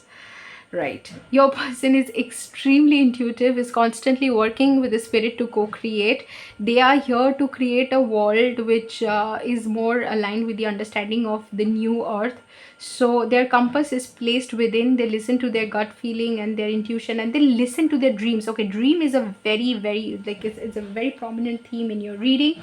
And they listen to their visions and their dreams, like the dreams that keep us awake during the day, like not sorry, the dreams that keep us awake at night, and that keep us distracted during the day. Those are the dreams that your person is paying attention to. Like they cannot sleep, they are so excited about their dream. The only time they rest is when they feel that they have achieved something related to their dream. Okay, that is when they rest. But otherwise, this person is super excited about everything that they want to achieve in life, everything they want to experience. This is such a great person to go on a vacation with. Group 3, I would love to go on a vacation with you and your person, because it feels like this burst and this surge of energy that I'm feeling within myself. I want to feel it all the time. It was just missing for me in other readings. Like I really, I should not be saying that. Like it's probably it's my fault, but whatever, even the timing had not come, like it wasn't 3 p.m. yet. 3 p.m. is when I get activated. 3 a.m. is also when I'm activated. So 3 is like, also you have 3 oh my god, oh my god, group 3. So maybe if I'm coming to this reading after some time to choose a pile for myself, probably I'll choose group 3, god knows. Okay, so the world is also 2 plus 1 3, and then you have the Empress. So that's what this person probably is able to hear the spirit guide. They might not know the name, or they might not call that entity or that voice they hear in their head spirit guide, but is probably connected to spirit, in the sense that spirit is guiding them. Spirit could also be guiding them through telepathy, that they might feel intuitively drawn towards a certain thing or a certain person, but they pay heed to their intuition, or they become aware. They become like, if they're getting attracted to something, they're very aware of their attraction, and they, you know, work on that attraction, they work on that feeling, the world. Their dreams are big. Like if they want to become an author, not the best author in the country, like the best in the world, one of the most popular person in the world to do that, or in that field, this is what their dreams are made of. Their dreams scared them, but with this heavy energy, I feel like they have worked through those fears. It's no longer scary. They have accepted that they are like big dreamers, and they are okay with it. Okay, another thing that I want to mention, for some wild reason I did not mention it in group 2, but I'm mentioning it in group 3, is that I got this ring yesterday. This was given to me by a friend. So I feel like the only reason I wanted to mention this is this Empress was kind of reminding me of this ring, and I don't know the link, but I just mentioned the link to you. That is that I feel is the connection.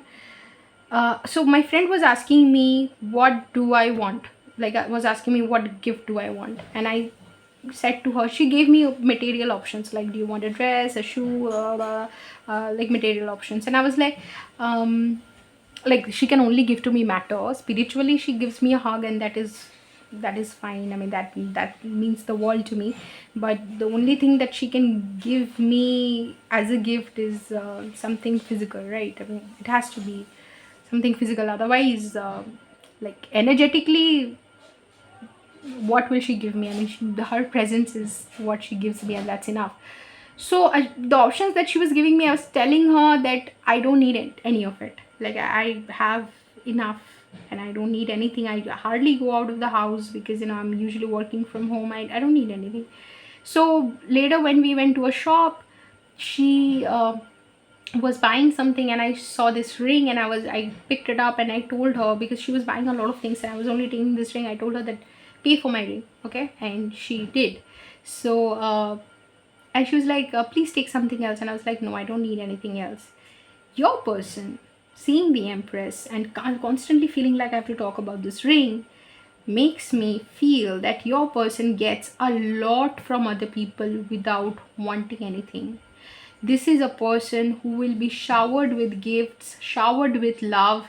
This is a very loved person in their family, in their community, among their friends. This is somebody who everybody wants to spend time with. If there's a party, everybody's like, where is group 3's person? You know, call them, they should come. If they get, when they get invited to a party, it's not there's a party at 7 p.m, you should be there. It's like, if you are not there, you will see what I do. Like, there's usually a threat sent their way, because this is a person who becomes the life of the party. When they're there, the party becomes a party after their entry. Otherwise, it's a gathering. Wherever they go, they carry the party with them. So that's the energy of this person, and this is what the ring. So the ring is extremely special to me, and it feels like this person is somebody like that. Like, if you want to know the material value of the ring, it's nothing, but it means the world to me. And you have the world and the Empress. So this is a person who will be able to feel that sort of a thing, where you give them a little, like, you could give them a conch shell. Like, you could give them this conch shell, it would become so meaningful to them. And this is a conch shell, this is a conch shell ring. So we have a lot of conch shell energy here.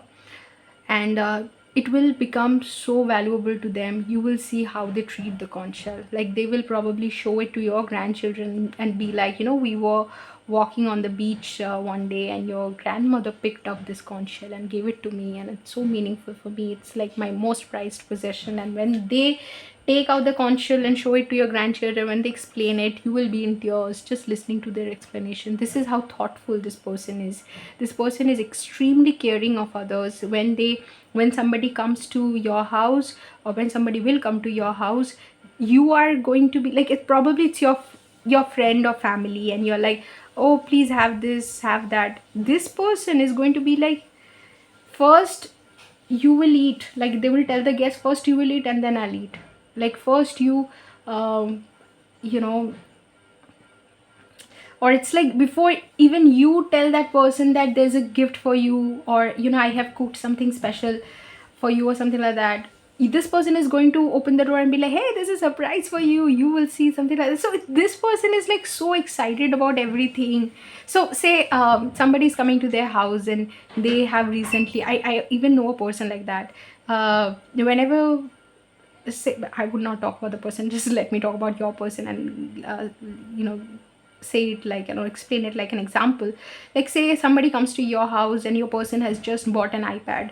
Your person is just going to be so excited to show that iPad to that person. If that person thinks that your person is trying to show off because iPad is an expensive thing, that person only needs to find out more about your person, because your person does not consider the material value of anything. For them, it's just, they're as excited about the lollipop here in the sun card as they will be about an iPad. And they're just going to be like, look at it, look at the features, see what it does, let me connect it with my music system. You want to listen to some songs, what is your favorite song? Oh my god, group 3.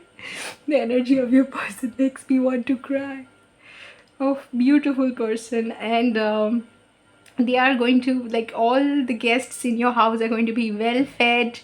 Every time they invite, I know a person who invites a lot of people to their house. It's the same iPad example, okay? That same person, they invite a lot of person to their house, and then they just don't talk. They, this person just listens to everything and hardly participates in the conversation. He only likes inviting people to his house and just, making everyone come together. That's fun for him. But for your person, they are just not going to invite. I mean, your person is probably somebody who does not invite. Your person gets a lot of people coming to them. They don't have to send an invitation. Like, people pour in without invitation, and this person is participates in everything. Like, even if it's an invitation or a party, your person will be participating. Your person will be like, let me I was going to say play this song, but not only play this song, let me prepare a sort of game for everybody. Let me prepare a few gifts that you can win if anybody wins this game or wins this competition. So they're going to come up with ridiculous ideas like that make everybody laugh, or everybody have a great time. So your person, the sun card is so appropriate, is a child at heart. Yeah, so child at heart, that is where I paused. Again, it's extremely relevant to have this card here, because your person's enthusiasm for life will be childlike.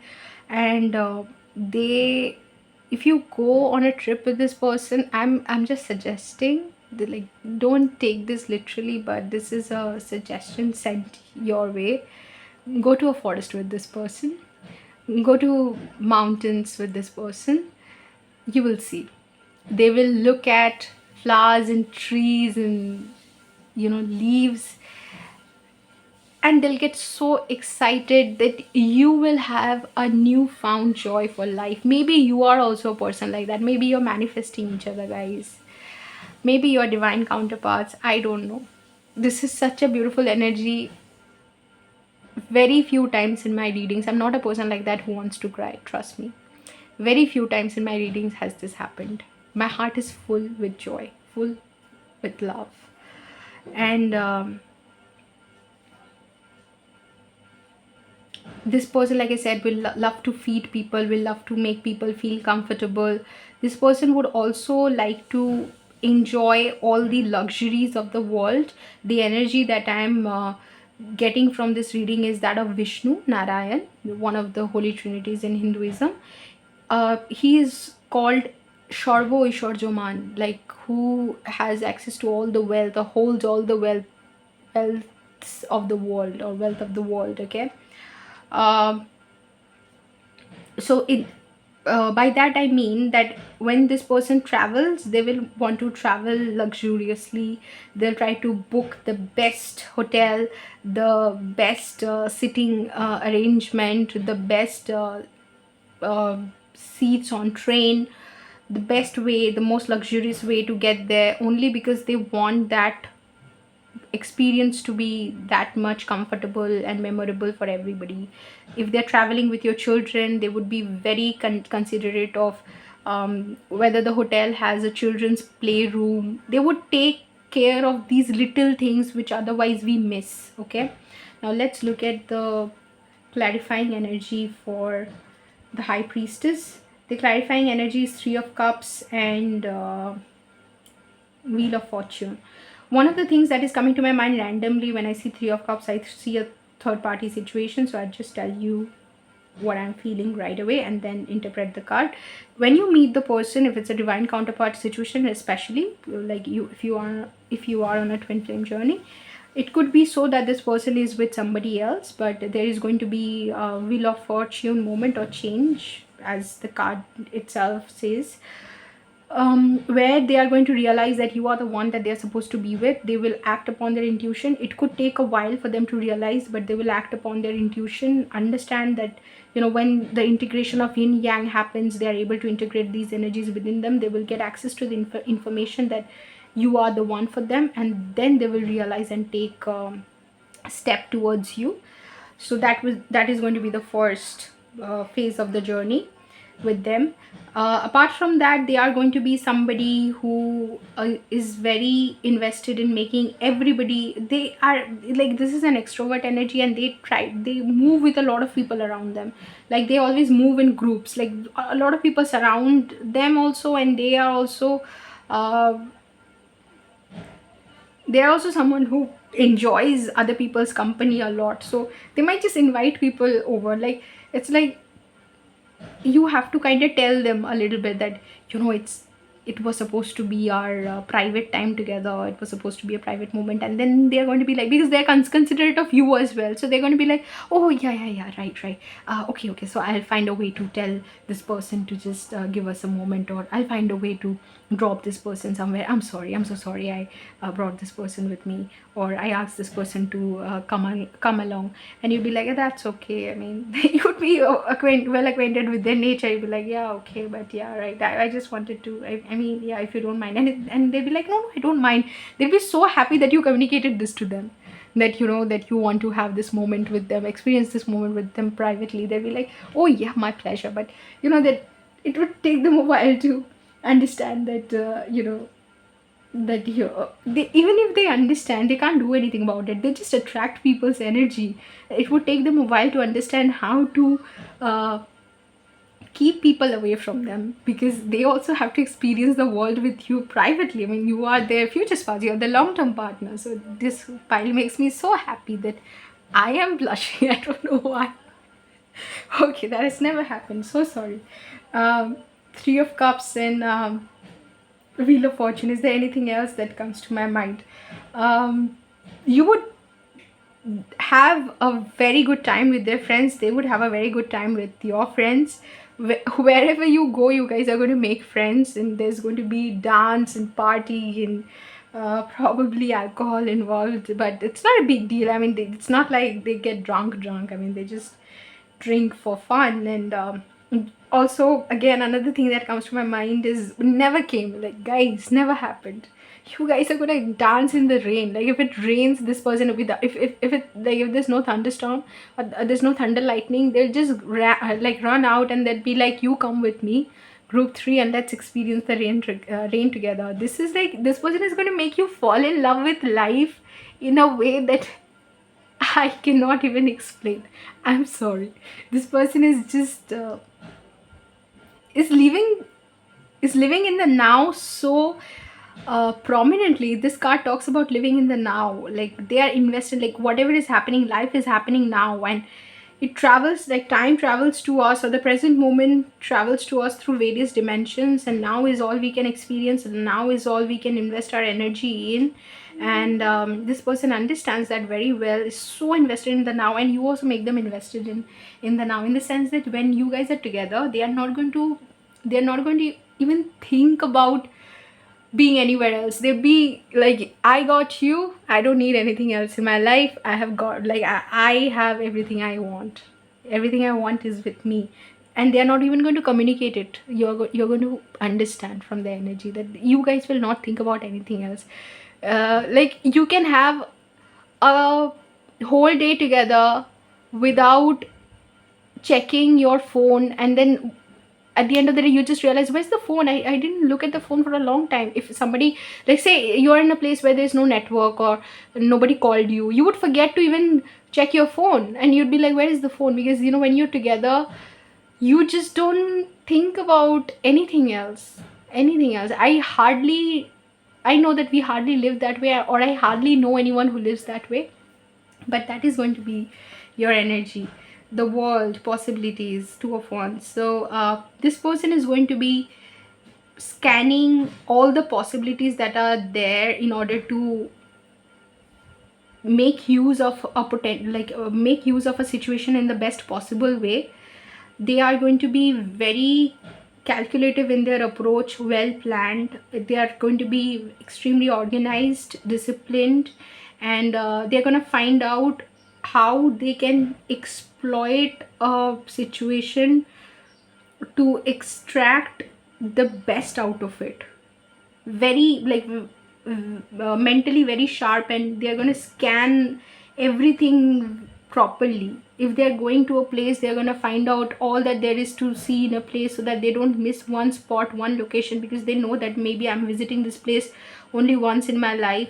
If they take up on a job, they are going to research very well and find out whatever is needed to know in order to excel in that job. Mentally very sharp is something that I said, that very active mentally, discerning. This person is going to be very discerning of different situations in life. Again, Three of Wands, the Empress. So you see how 2 plus 1 comes to 3, and then you have the Empress 3, again 2 of Wands, then 3 of Wands. This person is going to scan everything and then work on their expansion, then work on their travel. I wanted this as a clarifier for the Empress. So what I think is that they would be well aware of their potential, or what all they can create, and they're gonna make sure that their potential finds the best audience, the best structure, the best exposure in the world, where their potential and their talent is utilized in the best possible way. Whatever can be created out of this person gets created in this lifetime. This is going to be a very successful lifetime for your person. They are going to let their creative juices flow, and they're going to create from their heart, because they're living a life where they're living a life that they where they're working on their dreams that they have dreamt of, and also working on their dreams. So it's a lot of hard work that they put into their life, but it's all going to seem very easy and very fun because of your person, because of the way your person is. um, then we have the Master, which is an extra card, or yeah, I think it's an extra card in the Osho deck, clarifying the Sun, where it talks about something like samadhi. I talk about this a lot. You can watch this movie on YouTube as well. So there it talks about how our mind that traps us, sorry, how we live through our minds, how we live most of our lives through our mind is actually supposed to used as a tool. It's not, there's an awareness beyond the mind, which is your true identity, but usually we are not able to identify ourselves with that identity, which again, if you are able to recognize, then you will be one with the entire creation. Your person will love everything and will be able to live in the moment, coming from that awareness in the later phases of your journey together. This person is going to be invested in their spiritual growth a lot, where they realize that they are one with the entire creation, and they're going to stop associating themselves with the mind, and they'll start associating themselves with the unity consciousness, or with the one, like the all, the whole, the complete, divine, which is also called Krishna consciousness or Christ consciousness. So one is all that there is, and what you see in the world is different versions of that same thing, different forms and contrasting nature of that same thing. The love that they have for the creation and the world is coming from that understanding that they are one with everything is right in their place. Something that comes to my mind is that it's because I give these examples that readings become so long. Anytime you get angry with somebody, or you get frustrated with the situation, they are going to tell you that listen, they did not have the kind of training we have had in order to understand this situation um, in its true nature, or understand what is the right thing to do in this circumstance. Can't you forgive them? They were not exposed to the opportunities that we've been exposed to. So if we can't forgive them, how can we expect them to be understanding? If we cannot be understanding of them with our training and our understanding, how can we expect them to be understanding and right and correct and know the right thing to do? And so you should just forgive them, so they will make you understand situations in such a way, such a deep understanding they will have about life and the world and the universe, where they are in full control of their mind, in the sense that their mind will be in service of them. They won't be in service of the mind. Truly, the mind is actually in service of others as well, because it works on the conditioning that it has received in its life, like in our lifetime. So they are going to understand that conditioning, and they're going to be able to somewhat detach themselves from that conditioning, and also identify where mind is at work, or the proverbial devil is at work, matrix is at work, and they'll be able to work independently. So that was no, that's not a reading. I have also three more cards which is going to talk about their mental state of mind. That's going to talk about the state of mind or the mental state. Okay, right. So the first card is healthy love, but it's reversed. So the toxic or karmic energy that they are in is, if I'm needed, I feel loved, appreciated, and accepted. This person might have a need for validation, or need to be liked by others. We have seen that how invested they are in making everybody feel comfortable and loved and celebrated.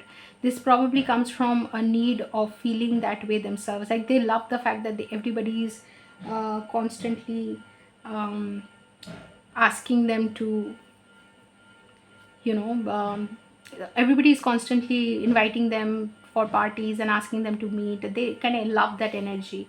So that is probably one of the reasons why um, they do what they do. But the energy that they should be in, the healthy energy, is, I now nurture others as much as I nurture myself. I am lovable even when I am not nurturing or giving someone something. Okay, so what I understand from this is that this person might say yes to others, or make them accessible to others, even when they don't have the energy to entertain others. So they don't really respect themselves, and they tend to respect others more, or what others need from them more than what they need. So that could be a toxic pattern that comes from wanting validation from the outside world.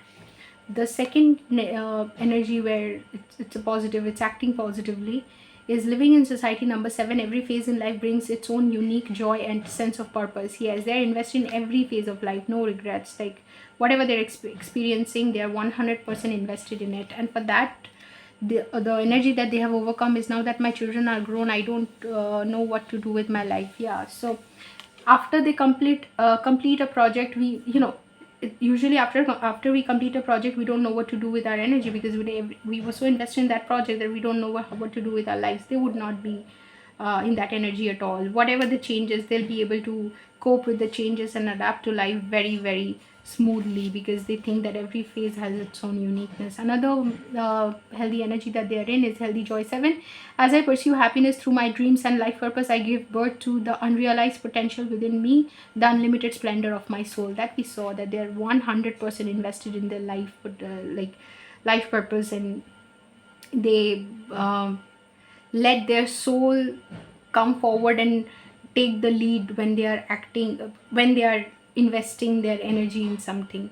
They let their soul lead the way, and for that, the energy that they have overcome is, I don't know what my personal dreams and life purpose are. I tend to get my joy through my family and friends. No, this is a person who can say no to their family and friends a lot of joys and celebrations in order to follow their life purpose. And they would probably do something, or they will become so big in their soul purpose that they will probably have to say no to a lot of things. They'll be aware of that, but they'll be happy to do it. Whenever they will be with their family and friends, their energy will be so invested in their family and friends that they make up for it. They make up for the times that they cannot be present for their family and friends, because they are present in the moment, like I said, but they will also know where to make certain sacrifices and be happy to make those sacrifices. So that was your reading, group 3. If you like the reading, then like. If you want more readings like this and you want to follow the entire Future Spouse series, then subscribe to the channel.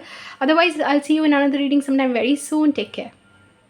Hello, group 4. The energy that I have in the reading now has been blessed with a divine timing, because whenever the clock strikes at 3 p.m. I get this surge of energy within me. That's the energy that is speaking through me right now. That is why I'm so excited. Right, so group 4, if you had selected this conch shell, then welcome to your reading. Your animal whisperer's empowerment card is the fly. You have such a big heart, let yourself in. So let's talk about the fly a little bit now, okay? So the fly is this creature which is like, you would have seen the house fly. Like, you would basically look at it as something which cannot harm you. It's not not an insect that we discuss a lot about, because it's seemingly harmless, but it can sometimes be irritating. But it usually minds its own business. It's very attracted to sweet stuff, but like but I'm constantly going like but right. So what we can say about the fly is, I myself have experienced this. I don't know if you have, but oh my god, I'm saying but so many times, please excuse me.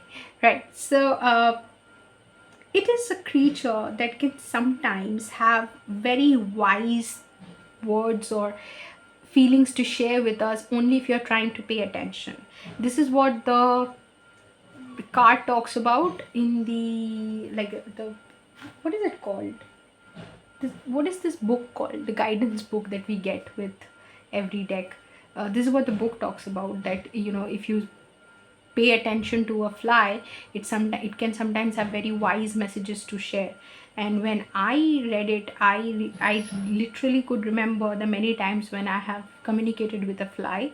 When a fly had, the many times when I got visited by house flies, I did have like a conversation with them. I always felt like they came to deliver a message. And so what I feel about your person is, sorry, your reading is just getting blessed with one divination tool that we use in our puja. It's the bell. In Bengali it's called ghanta. So that's what my mom is using right now. So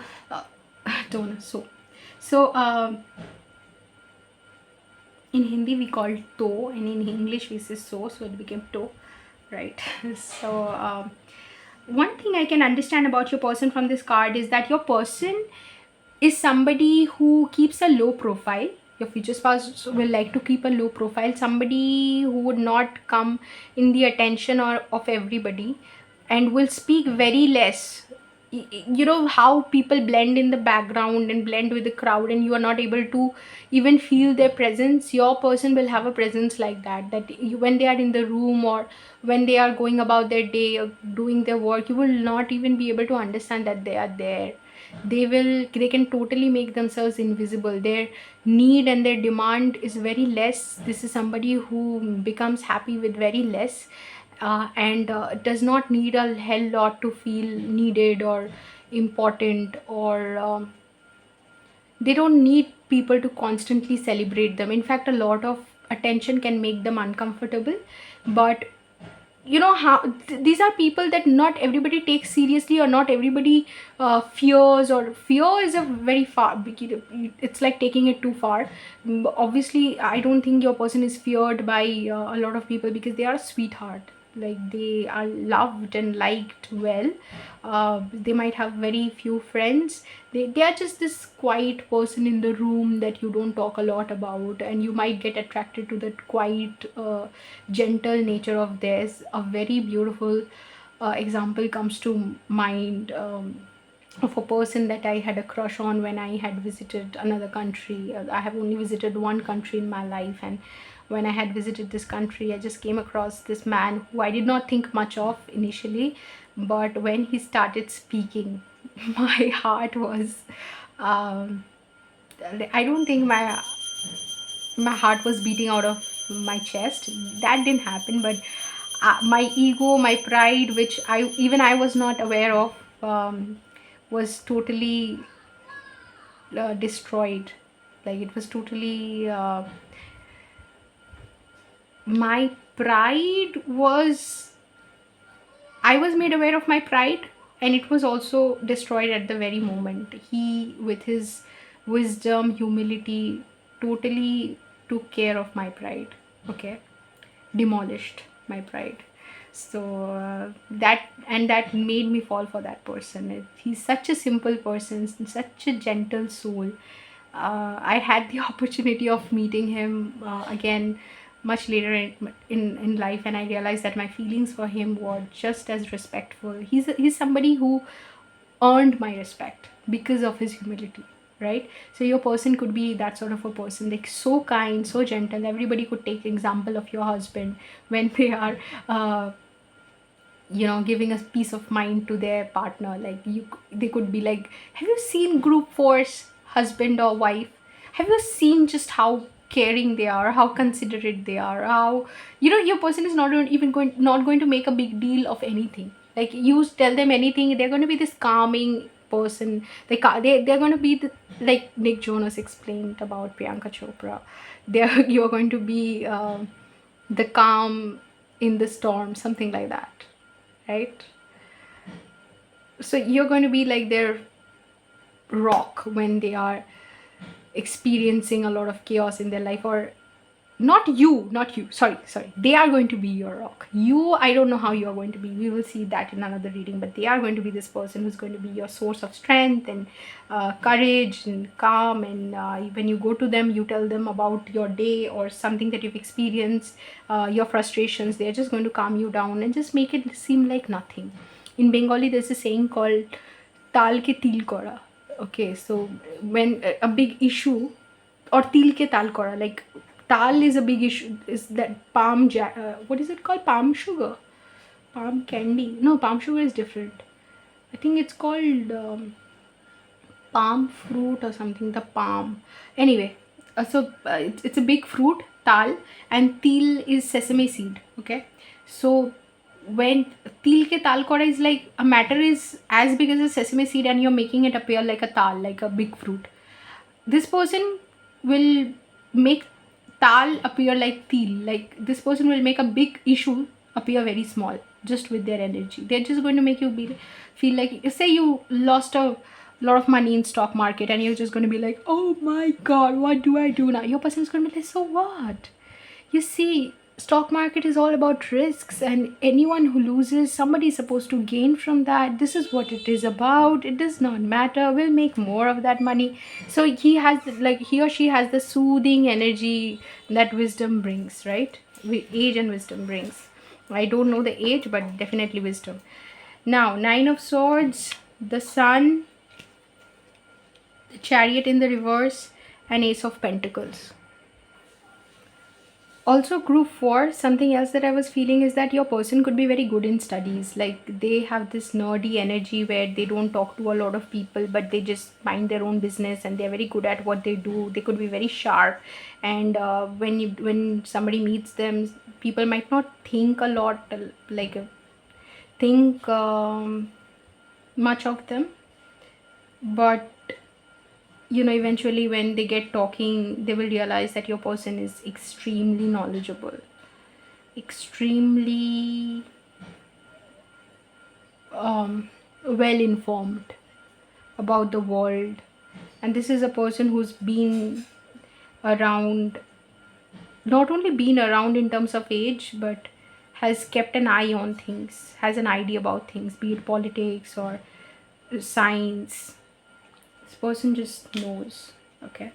Nine of Swords. This person might have dealt with a lot of anxiety, and it it has become a part of their character, in the sense that they tend to avoid gatherings or avoid crowd or avoid talking a lot to people, because they were made to experience a lot in their childhood. It could be trauma, it could be abuse, it could be something um, like a very damaging relationship, a very toxic relationship. Whatever they went through has made them into a person who wants to, I'm feeling like your person is somebody whose mind can get overstimulated even by loud music. Like Instagram reels often has this music, kind of music which kind of overstimulates the nervous system, and you feel like I can't even watch what is in the video because of the music that you have added.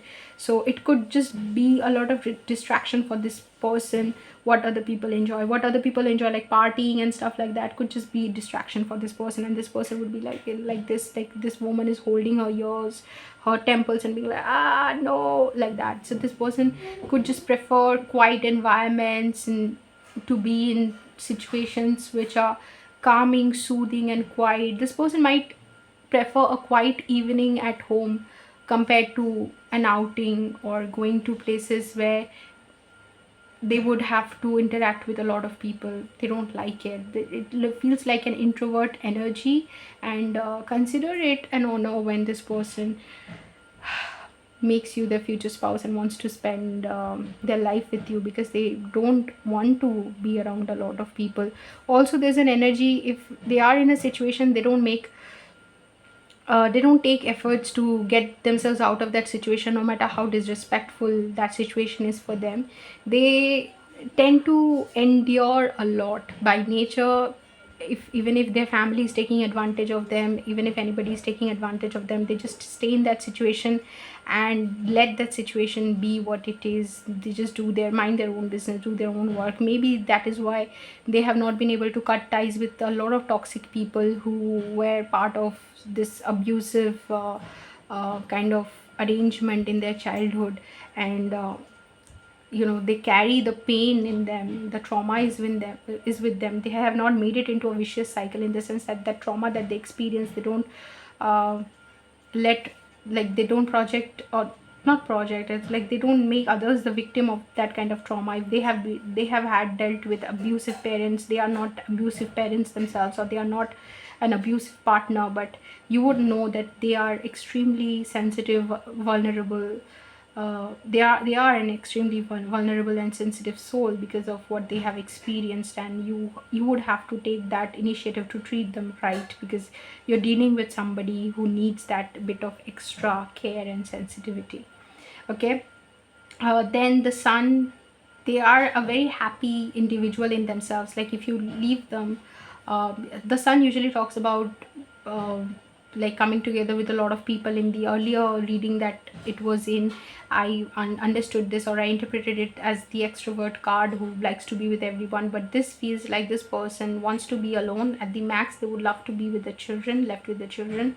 They're happy in the company of children, they're happy in the company of pets, things which can exhibit that emotional and that emotional intelligence, that makes us express our vulnerabilities, like pets, dogs, children. They like to be around those things. And otherwise they are very happy by themselves. If you leave them alone at home, you would not find them complaining. This is like the perfect introvert energy, with the people who have the greatest of times when they are alone. Okay, so their son is being alone.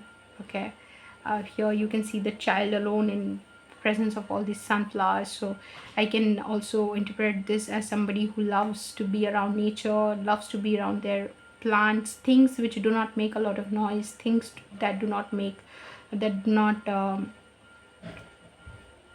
um, cause, want them to pay attention to them, or do not fight for their attention, things which are soothing, calm. They like those sort of environments, and there, if you find them in those environments, you'll be shocked to see how happy they are. The chariot in the reverse, usually they cannot take a lot of decision by themselves because they are extremely considerate of others. They get stuck because they take everybody's opinion into consideration. They don't want to disappoint anybody, not because they want to be people pleasing. This is not somebody who's trying to people please. They don't like, they don't care what your opinion about them is. They just want you to be happy. This is how much of a martyr this person is. I feel bad for this person. This is such an incredible person, so good at heart, and this is exactly what the fly talks about, that this person is able to make a movement because they care about others so much. Say if they have a dream job waiting for them in another country, they would, and they get an offer to go to that country and take up the job. They would not go if it is inconvenient for you, if it is inconvenient for their mother, and it is inconvenient for their father, for somebody that they love. They come and tell them that if you go for this job, I would be in a mess, or I would have a very difficult time. They would not go. They sacrifice their dreams a lot for other people's sake. This is a very, like, kind person, my dear group 4. This is a person who is a gem of a person. And then you have Ace of Pentacles.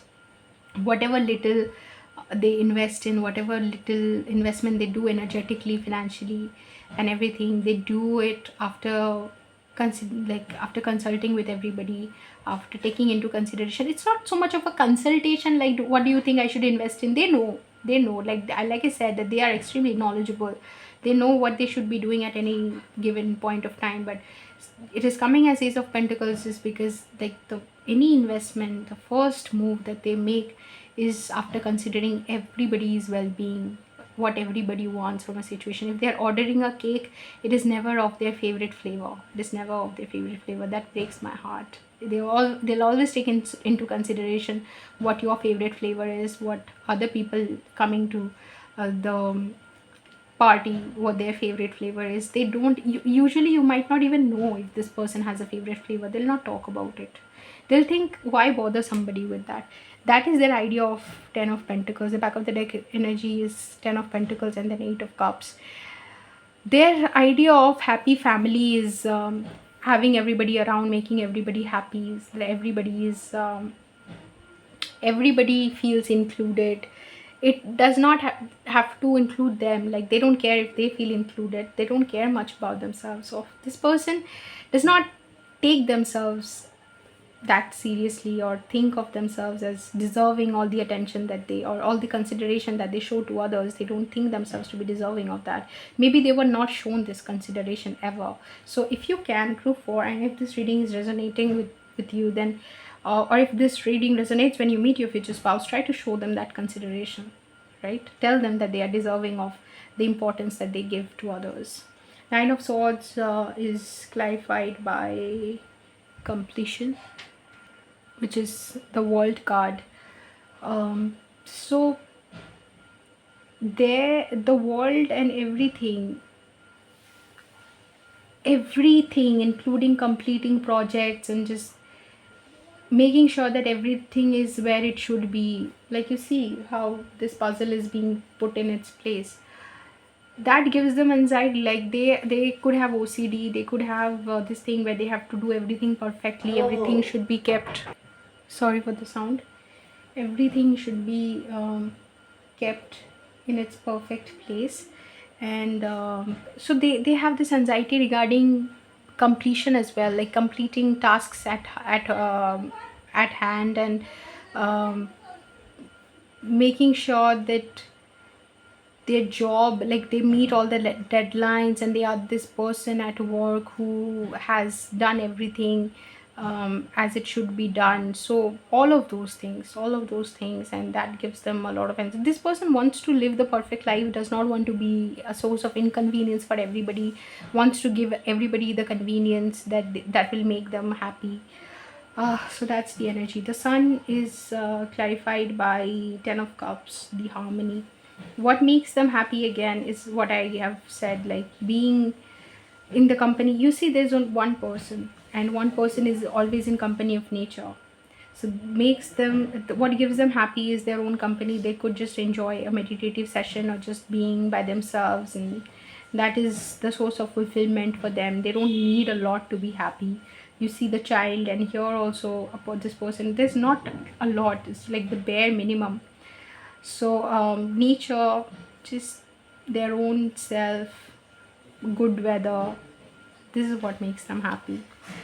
The chariot, reversed by clarified by 3 of cups. Like I said, in the party, they usually take into consideration everybody's happiness, everybody's choice of music, everything that everybody wants, and that's why they sometimes cannot take decision for themselves, because they are so invested in everybody's happiness that they don't know what they want. But that makes them happy, that the fact that they are tending to everyone's needs, that makes them happy. They're somebody who likes investing in other people's happiness. They don't know their own happiness away from others. This is a very uh, a person comes to my mind, like I was going to say codependent, but I, like it could be, this person could be codependent. In fact, this person could be somebody who or who experiences happiness by giving happiness to others, by making others happy. Somebody like that comes to mind. Like usually our parents are in this sort of energy where they don't take into consideration their own happiness. Their happiness is defined by their kids happiness, like whether the kids are well fed and well dressed and having a good time. That would kind of determine whether or not they are happy. That is the definition of happiness for them. So that's what, again, Ace of Pentacles and Queen of Wands sharing. The little bit of investment that they make, or whatever wealth they earn, they use that to make other people's happy. This is the Queen of Wands. It's extremely attractive, but it's called as sharing. They believe in sharing their wealth, they believe in sharing their gifts. This is somebody, right? So the sharing card, Queen of Wands. So what makes them attractive is the fact that they are willing to share their abundance with everybody. Okay, and your future spouse could be known as somebody, you know how there in every family there's a person that who, who has who has accumulated a lot of wealth, and who everybody goes to for help, and they know that if, no matter what, that person will always help them. Your person is kind of known to be that person. You might even get angry with this person for, or their mother could also, or somebody in their family who cares about them a lot might even get angry with them for that, because they believe in sharing everything that they have. Also, they want to help a lot to people who are less fortunate than them. Now that would not be a source of anger, but what would be a source of anger, or could be a source of anger, is that they tend to help a lot of people, even in their family and friends, are not who are not considerate of this person's feeling. They don't care about this person beyond getting that help from that person. And you may be able to understand that, their parent maybe, their parents may be able to understand that, or somebody who cares about them deeply, maybe a sibling, may be able to understand that, and could tell them that, don't do that. This person only thinks of you when they need help, otherwise they don't care about you. Don't you remember how they hurt you, or what they said about you? And this person is going to be like, how does it matter, they need me now. So I'll just, and also they kind of get their happiness and satisfaction from helping people that way, or being useful for people that way. They think, what is the use of this wealth, and what is this use of abundance if I could not invest it in other people's. So, what is the need of all this abundance if I could not invest in somebody's well being? Okay, could not use it to make somebody happy, could not use it to make a dream come true. If this person has an energy which could be very wealthy, very abundant, and they might use it to sponsor other people's dream.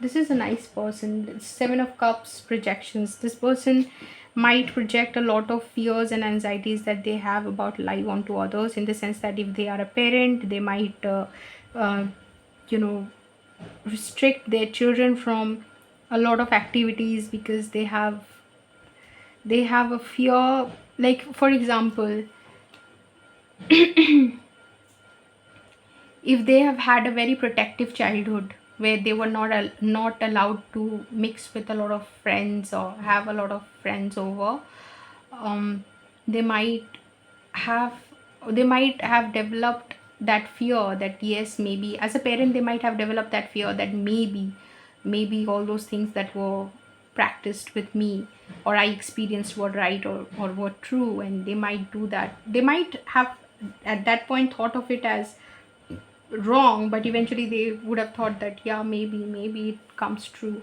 Maybe if I was allowed to go out with my friends, something could have gone wrong. They might then become a strict parent themselves.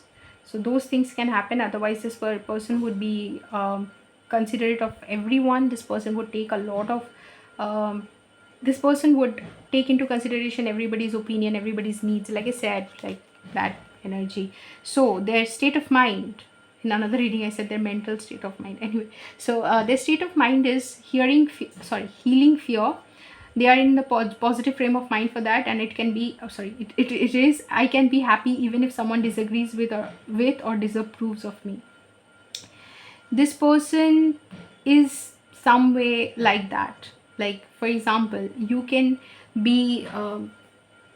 you can be unhappy with them for helping out somebody, but if it agrees with them, if it agrees with their value that helping somebody out is necessary, especially somebody who does not have their best of opinion or their best interest in their heart, so you might not want them to help that person, but this person will take that risk and disappoint you in order to help somebody. When it is aligned with their values and principles, they will walk the long distance. And the feeling that they have overcome in order to experience this is, if I say how I feel, I'll lose love and respect. Uh, Not so much. They know that with certain people they would not lose their love and respect, and they just tend to follow their heart or what they think is right. With the help of a good coach, I can set goals and strive for success. This will lessen my pain and make me feel more in control. And the feeling that they have overcome for this is, I can't tolerate pain and unpleasant feelings. Healing fear. 4. This person has some unresolved trauma, unresolved issues, like I said, which is why they are so considerate of others and not so considerate of themselves. And they think they might even, like I said, sacrifice on their own goals and visions for other people's happiness and convenience. So with a good coach, if with some external help, I think they can uh, you know become more considerate and respectful of their goals and strive for them, and also not be so guilty about taking their own interest, like following their own heart, or following their heart, or taking their own interests into consideration.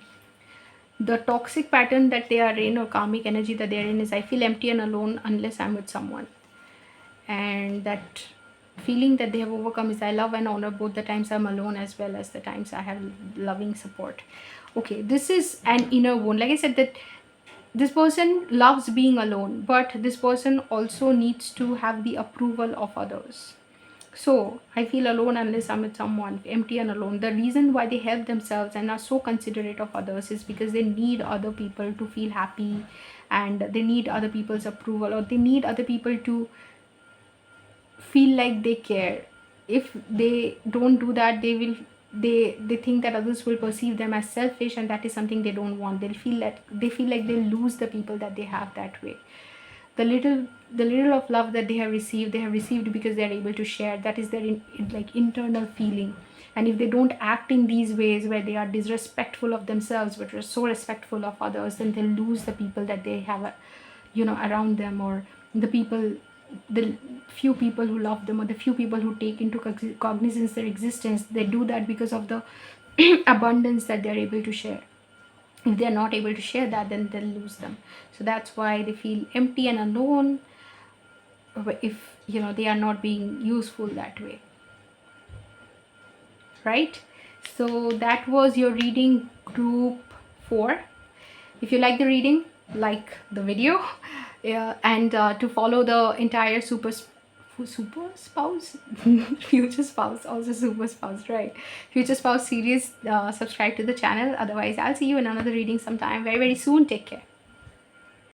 Hello, group 5. We are the last reading. So if you had selected this conch shell here, then welcome to your reading.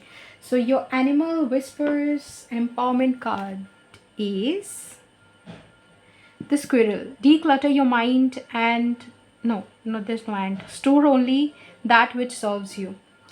So what I can say about your future spouse from this card is that your future spouse is somebody who's constantly at work, is very hardworking, and they're very good at understanding what is beneficial for them and what is absolutely not beneficial for them. They are good at even letting go of that thing, like Eight of Cups, just doing away with that thing which is not serving them, which is not going to serve them. If there is any limiting belief that they hold within themselves because of their conditioning or something that they have been told, for example, if they could not work out a particular subject as a kid, probably if they were not good in maths, if they were told, oh, you can never be good in maths, or you're not an intelligent person, how can somebody who does not understand numbers even be intelligent in the first place? They understand that intelligence now. They understand, having worked out their fears and traumas, and after gaining a lot of experience, they now understand that that is not true. Like, intelligence, there's a different kind of intelligence, and intelligence expresses itself through different mediums. Numbers is one of them, and they don't have to believe something else, something that someone else, like somebody's limiting belief, does not have to become their own belief. So that's something that they know. Again, another thing that was coming to my mind but now I cannot remember is letting go of something that does not. Yeah, Sherlock Holmes, right? So Sherlock Holmes said something very interesting. He said that if overvaluing something, if overestimation is a deviation from truth, one second, sorry, if overestimation is a deviation from truth, then so is underestimation. Knowing the actual value or worth of something is a true sign of intelligence. So your person is somebody that quote just came to my mind when I looked at this card, which said, knowing very well what is good for them, what is not good for them. So this person has no confusion in their head about something not belonging to their life at all. Like I said, that there is no overestimation or underestimation. Like, if overestimation is a deviation from truth, then so is underestimation. You should have the correct you should have the knowledge of the correct value. So you should have the correct estimation. This person has the correct estimation of things. There is no, they don't overestimate or underestimate something. Okay, they would perceive something to be just as it is, and they would also deliver messages as they experience things to be, or as they perceive things to be. So let's look at your tarot now.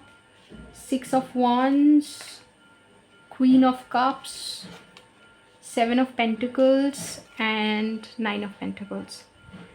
So first of all, this person has, because of this nature of theirs, where they are able to identify something and just understand what is beneficial and not beneficial for them, has experienced a lot of achievements in their life. They are able to prioritize, and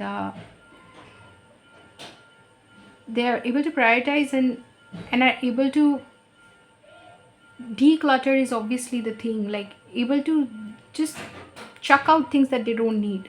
Like, you're looking at somebody who, when they move to class 2 or standard 2, they are able to just let go of everything that they owned in class 1, all the books and everything, and now they're making space for class 2 stuff. Like, it's like when they're doing their PhD, everything that they did, like every book that they needed in graduation, we usually tend to keep these things as, like, say, as a memory souvenir, or like, because we have emotional attachment to things, we tend to clutter our homes with it. But this person seems to be like very clean, like not a cleanliness freak, but I want to use that word. But um, they're very mindful of their space, and since they are so disciplined and so organized, not only with the space but their time and energy, they have achieved a lot. By the time when you meet them, they're a big deal, they're a big name in their field, or at whatever level they are operating.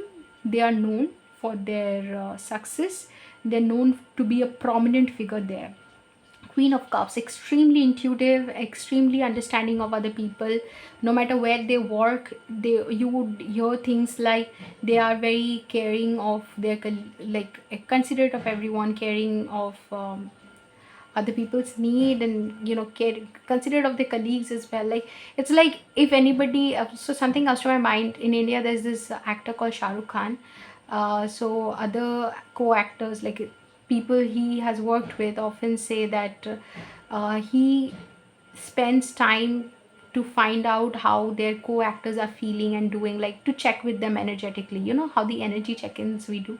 So this person checks in with others a lot, like how they are doing and how they are feeling beyond his scope of work, like beyond his professional life. He would walk that extra mile, and even with you, to find out, like for you though, they have to do everything, like obviously that emotional check-in has to happen.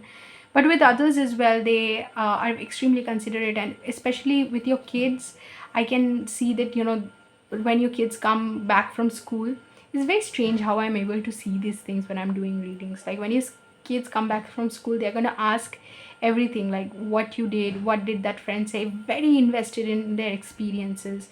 Even with you, especially when you're courting, like that time when you're finding out more about each other, you make them a call, like you give them a call, and they want to know everything, what happened, what you did the whole day, what you ate, what that person said. And you will think like they are not like this, they would not be interested, you be like, really, you really care about, how some people listen to everything that you say, and you're like, really, oh, okay, I never thought that you would be interested in this, or you could be invested in this. But they will make you, like they will help you select your dinner menu if you are not if you cannot decide what to eat. And you'll be like, how can somebody be that invested in me? But they are like that with everybody. But with you, it would be obviously special. You're the future spouse. They're also trying to low-key impress you. But they're not faking it. They're like this with everybody. They can help you. They always often, okay, the energy that I'm getting with this is Moon in Scorpio, where these people, because of because they have worked through such deep trauma within themselves, they can often help others um, you know untie mental patterns and mental knots and karmic knots within themselves.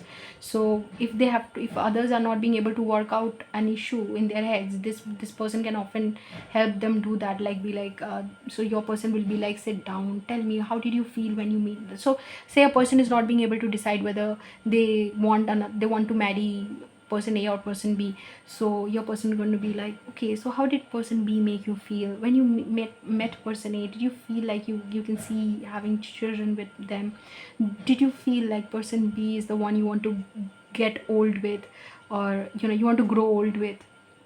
So things like that they really can help, because they work through their own mental knots so well, they have worked through them so well, they can help others as well. And this emotional matters, they kind of champion in. So this is a person who's really in touch with their feminine side. And I'm not sure if it's a counterpart situation, but even if it is, and even if this person is in their yang, they would be respectful of their yin energy, even if they have not integrated their yin so well, because it feels like this person that you're asking about is more of, like, is more comfortable or more in their yang energy when you meet them. Or if this person has a profile, I mean, it would, like, this person is also, like, this person, no matter yin or yang, in whether in their yin energy or yang energy more, like we both have, like, all the genders have, everybody has yin yang in them. It all depends on integration and which energy they are in more. like which energies which energy they're operating from more. But whichever energy they are operating from more, is they are also considerate of the other energy. Like if they identify as divine masculine, they are also considerate of their divine masculine is obviously considerate of the feminine. But what I'm saying is, even if they are operating from masculine energy, even if it is not activated as divine masculine, they would be considerate of their feminine energy. So this is somebody who's yin yang is pretty balanced. And today I don't know why I'm not being able to speak, but that's the thing, I'm not being able to speak properly. Could this be the result of this? Don't know. Seven of Pentacles. This is somebody who, when he makes an investment or she makes an investment, is willing to be patient and wait for their fruit of labor, for the fruit of their labor to arrive. They will not be impatient. They will just they have their hands, like their fingers, in a lot of cups. I don't know, like in a lot of things. And they if they're making investment, they would have made a lot of different types of investment. I don't know what different types of investment are, but I know that there are different types. So they would invest in different types of companies, different types of mutual funds and stuff like that. So uh, and they would be extremely patient with it, and they would also be very patient with you. That's why, when they are wanting to hear about your day or your children's day, uh, and they are like, okay, so what happened with that person, or what happened with Nancy? You said that Nancy is having a tough time now. So you'd be like, does this person even care? They remember such details. And yeah, so they care. They're extremely patient. They care about everybody. Nine of Pentacles. This is again a person who's collected a lot of abundance for themselves because of being able to prioritize so well and knowing what serves them and what does not serve them. Even though they are considerate, they don't really overburden themselves with more than they can take. They care about you, that's why they ask about your day. They care about their children, that's why they ask about it. But otherwise, this is not somebody who is going to carry other people's proverbial monkeys on their shoulder. Like, they are not going to carry other people's burden on their shoulder. They know how to declutter for them, and they are definitely not going to carry the burdens, other people's burdens for them. They might, if you are the future spouse, they might make you capable of carrying your own burden. If you are not good at something, they might help you to become good at that thing, but they will definitely not make themselves they will definitely not self-sabotage, or not self-sabotage. They would not overburden themselves with your share of responsibility. Like, they are not going to try to help you so much that they themselves go spiraling out of control. Like, you say, if you're having an issue, they'll help you become good at managing that issue, rather than telling you that let me handle it entirely for you. They know that what is your responsibility and what is their responsibility. This is a person who understands and thinks that they should be as respectful of their own energy as they are of others. They know how to treat themselves well. They are well aware of their self talk. So if you are telling them something like, oh, you are just a bad spouse, you don't care about me and this and that, they will tell you very clearly, look, it's not about, if you think I'm a bad spouse, then so be it. But I am mindful of how much responsibility I can take and how much I can carry, and this is not something that I'm comfortable with, and that's why I cannot help you with this. But it's okay that you think so, but I am doing this from this space. So, and they don't really put the labels on themselves that others put on them. Like, they don't really, if you call them selfish, it's not like they will think that they are selfish. So that the quote again that comes to mind is, other people's opinion of you does not have to become your reality. We already discussed this in Squirrel. So that's what. And Nine of Pentacles, that's going to make them very abundant. That's going to make them look very attractive, because they stand on their own 2 feet very strong. They're well aware of themselves, well aware of who they are. It might hurt them, like if somebody is just like labeling them and calling them different names, then it's obviously going to hurt them. But it's not like they're going to think of that as being the truth. So Six of Wands, Eight of Cups. Oh my god, wasn't I discussing this, that they are able to let go? one of the reasons that they have become successful is because they have been able to let go so well of the things that they are not serving them, and they're like I said, they're able to prioritize. Really nothing more to say on this. Like, when a relationship does not serve their highest good, they part ways. If a friendship is like not beneficial, like it's not like they look at the benefit all the time, but they know when something is not right. They know when something is causing them to be in a destructive energy. Or say they meet with, like, they meet a friend every Tuesday, and every Tuesday they think that that is one day that I meet my friend, but that is one day that I also lose on a lot of work, because I have made this into a habit of meeting that friend. So Tuesday is the day that I cannot work, or Tuesday is the day that I go to sleep late, and they realize that that's definitely not serving them. So they will stop meeting that friend. They will think that if that person is supposed to be in my life, that person will be in my life irrespective of whether or not I can make this commitment to meet them every Tuesday. So that's them. And it's not like they think about their benefit in every relationship, but they are very considerate of their energy. Like I said, that if they think that it is not serving them and they choose to do it irrespective of that, then they are not respectful of themselves, and they are not disrespecting them. I think they have disrespected themselves enough at some point. They know this, and that's why they are not disrespecting themselves anymore. Queen of Cups, Justice. uh, they want to do right by others, and they want to treat others well, especially because they treat themselves well. This is again a very healthy energy. I saw some very healthy energy come through in the readings today. So this is again somebody who's very well aware, very conscious of their feelings, of their bodily sensations, how they feel around others, and that gives them the opportunity, or gives them the capacity to be considerate of others as well. They take into consideration everything that they're feeling about a situation, every way, like every little convenience and inconvenience that they would have in a situation, they take into consideration. So they are anyway aware. So because they spend that much time understanding themselves, understanding their well-being, understanding what they're liking, what they're not liking, and because they can tend to respect both, consider both, they can show others the same kind of consideration. Okay, you can only know others in the depths that you have known yourself. I said this for another reading that I did today. So same here. Okay, so this person tries to be just with everybody. Again, just because this person is just, you should know this: if you treat them wrong, or if you don't treat them well, if you mistreat them, you are gonna get that side of them. You're gonna get to see that side of them, that boundary side of them, where they are going to let go. They're going to just remove you. They're not going to keep you in their life. So if you are their future spouse for a reason, they think you're healthy, they think that you are that person that they can spend their life with. And it's not like we are always in our healthy positive energy. Sometimes we are not able to do that.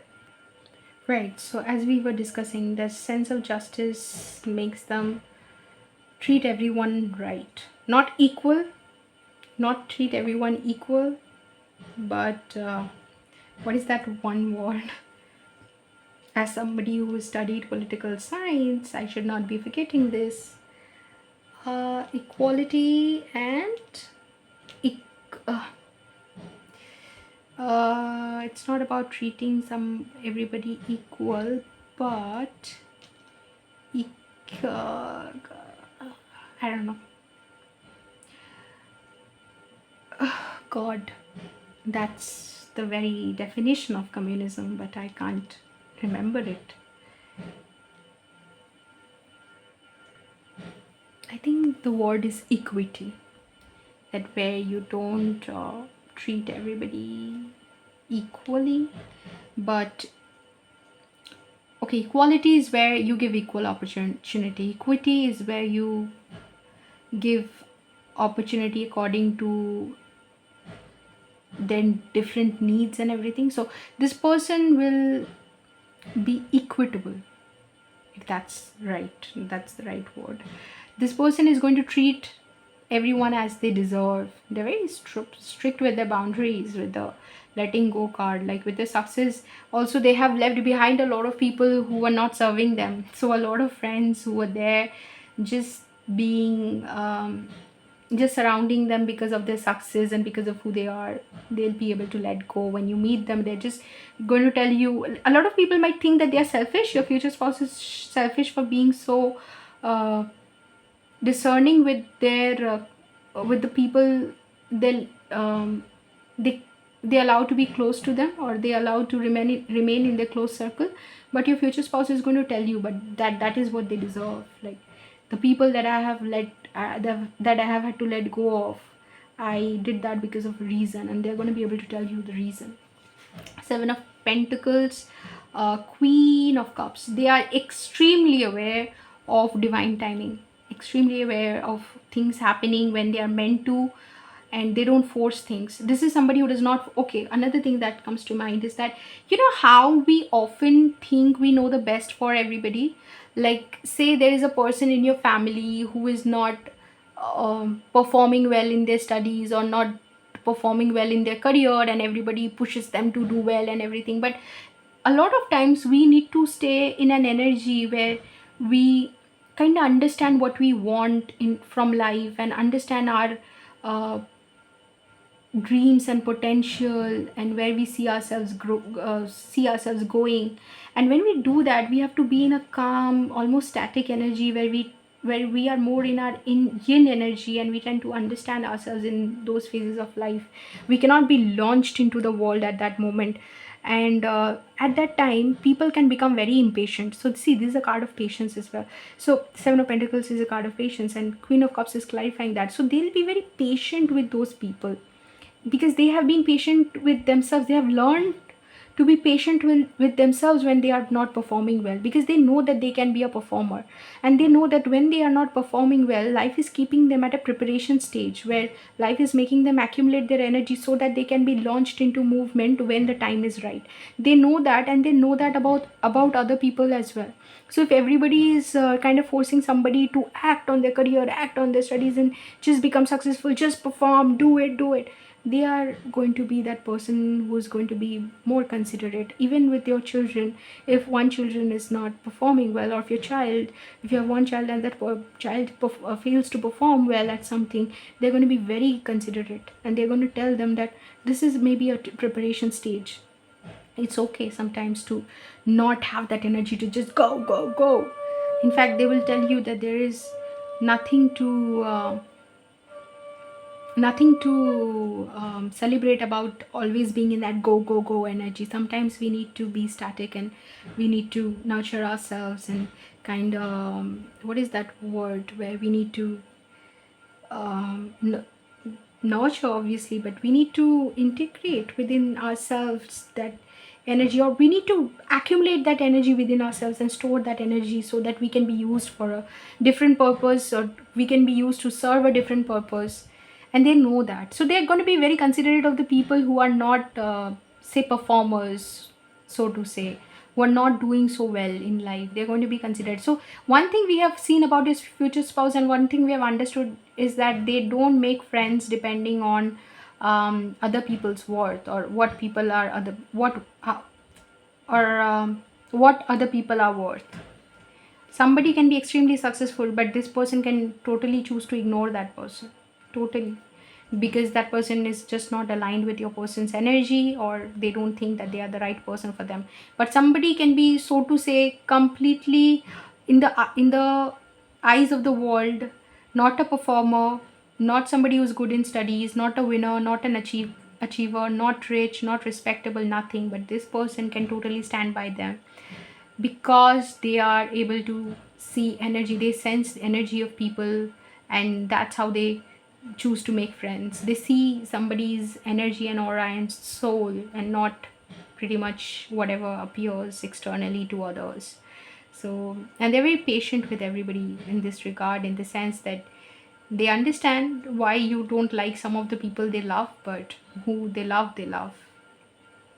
Okay, and their investment is like that. Like, they might be very close friends with somebody that nobody really thinks highly of, or is a very normal ordinary person, because we understand that this person is an achiever, or in some way this person appears to be a standout, or somebody who has excelled in something. Your person is a little popular or known for some reason. So everybody could be like, everybody could be like, why are you associating with that person, why are you talking to that person, why are you so close to that person, and that person is just going to let their long term relationship talk. Like, you might look at their best friend at one point, or somebody who's very close to them at one point, and just be like, why are you even friends with that person? But 10 years down the line, when you see their friendship go strong, 20 years down the line, when you see them be as invested in each other's growth, and call each other on every birthday, and just love each other unconditionally, you would not be saying the same thing. The same thing that you said when they were 16-year-old is not something you will say to them. Say a group, say two friends, that we are talking about your future spouse and their friend. When you see them connecting the same way at the age of 50, at the age of 70, you're not going to say that. You're going to understand what your future spouse saw in that person, and that is totally beyond anybody's understanding. They look at other people's soul when they fall in love, and it's going to be the same with you. They're going to treat everybody that way. Nine of Pentacles and okay, so other cards I got at this point for this, and which were trying to come out but didn't quite come out, were, I think, High Priestess and the no, yeah, Justice is your Judgment. So yeah, their judgment is like that. That's strong. High Priestess, the intuition. So they will be intuitive when they make these sort of investments, emotional investments. This looks like a material investment, but what material investment they make with their heart. Okay. And Nine of Pentacles, what material investment they make with their heart, I mean, is that only when they feel passionately, like say they're buying a stock for a lot of stocks, for uh, stocks of a particular company. That company they're going to invest in, they will only invest if they believe in their work, and they believe, so they might invest in a company which is involved in a lot of eco-friendly projects, or is doing a lot of stuff which is good for the environment, good for long term health of, like, long term benefit of the society. They might make investments like that. They might choose to buy organic products, which is in the long term good for everybody, good for, they vote with their money. They believe in voting with their money. So they might buy products which is good for the health of their, long term health of their family, and long term growth of the, like, long term well being of the planet as well. So they would invest in the long term growth of a company like that. Okay. Again, Nine of Pentacles clarified by Page of Wands.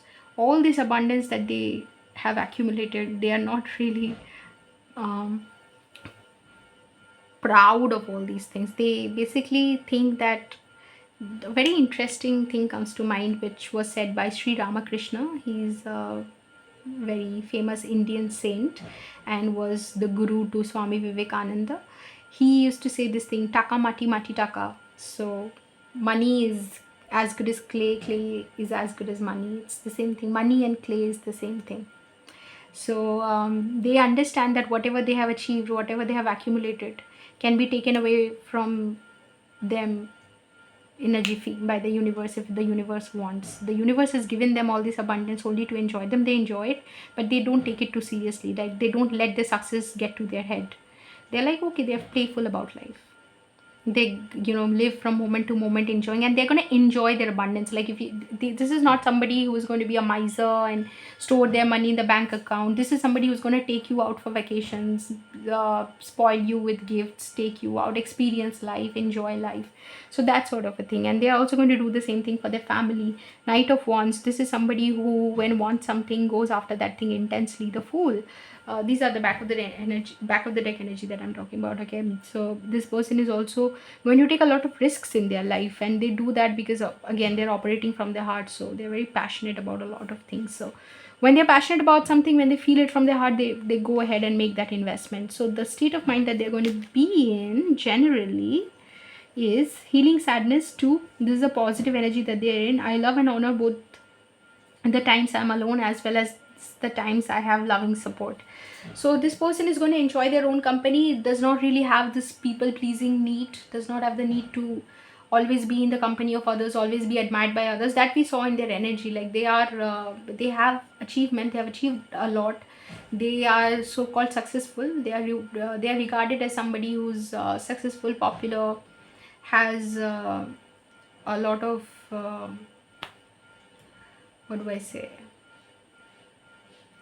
They kind of low-key famous in their field, has a lot of things to boast about, but they don't, because this is somebody who, I don't know why I said this, but this for this, but this person kind of avoids people who makes a big deal about their achievements. Okay, so they tend to stick to a group of people who don't associate with them because of their success, and the feeling and that's why they enjoy their own company the most, and because with themselves they can be the most honest, and they don't, like, their relationship with themselves is the most authentic, right?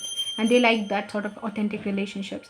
The energy that they have overcome for in order to be in this energy is, I feel empty and alone unless I'm with someone. They don't feel like that. They don't need, they don't feel the need to seek the approval and validation of others all the time. Another state of mind is healthy goals. Number 7, through contemplation, introspection, and completion, I can find out what my next step and true calling is. By attending to details and organizing my life, my vocation will become clear. Right. Planning and just knowing what the next thing is and what their true calling is.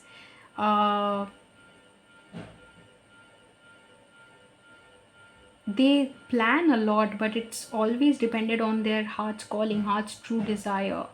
And they're extremely invested in their own, like, step by step growth. It could also be like the spiritual and mental and personal growth. And the energy that they have overcome for this is, I don't know what my true life calling is. No, they clearly know what their true life calling is, and they're 100% invested. Now, one of the negative energies that, or one of the karmic patterns that they are in is, I have trouble making decisions, so I must find someone strong and competent to help me. This is a person who does take into consideration other people's opinion when it comes to setting goals. And they sometimes feel like they have a lot of people that they consider as mentors, or somebody who they might be able to name a few authors that they have looked up to, name a few figures that they have used as whose messages and whose work they have used as motivation, because there is an energy deep within them where they feel like that's why I think they're so invested in their own growth, because they feel like it takes them a lot of time to make decisions, to have that clarity, and that's why they're so invested. I think they think that the people who cannot make good decisions, or they feel like they've spent so much time making, or the people, okay, that's what they think that the people who don't spend a lot of time trying to refine their decisions or trying to make a good decision, maybe it comes to them easily. Maybe they just know, maybe they just have clarity of thought, they just know what their decision, what they should decide, what their decision is, but they don't know. They think that they are a little confused, and that's why they tend to research and know, and go into deep analysis of their own, of their own resources and everything before setting a goal. And the healthy way of looking at that would be healing fear. 3, sometimes I can discover more of my own intellectual gifts and talents by making a decision alone without someone else's input. They think, okay, that's why they kind of tend to become alone and just research and find out more about themselves. They declutter and keep the people who are going to help them, the messages that are going to help them. They think that other people are going to be a distraction, and they just keep the people who, or it might not be people, but the books and the messages and people who walked this earth before them, they tend to keep them in order to learn from them or learn from their advice. So that was your reading, group 5. What I have learned from this card is that although your person tends to declutter and prioritize and just stick to what they think is right, I do understand that they do that is because they get easily distracted, and it is extremely beneficial for them that they remove the distractions or remove the people who are adding to the noise rather than making them or helping them focus. And the people who help them focus are a part of their life, so there are people who are part of their life and they think they cannot take decision without them, and so there is a close circle or there's a close group of people that they hear listen to, and that could be different for different things. Like for example, in order to invest, they might listen to a different set of people or different group of people. In order to uh, in order to have a healthy relationship with you, they might listen to a different group of people. In order to learn about parenting, they might listen to a different group of people. But there is a certain number of people that they have marked or probably identified as people that they want to take advice from, and they take advice from them because they think that their own inner understanding may not be totally enough or competent to handle every situation in life, right? So that would be your reading, group 5. Yeah, if you like the reading, give a thumbs up. For more readings like this, and in order to follow the Future Spouse series, subscribe to the channel. Otherwise, I'll see you in another reading sometime very, very soon. Take care.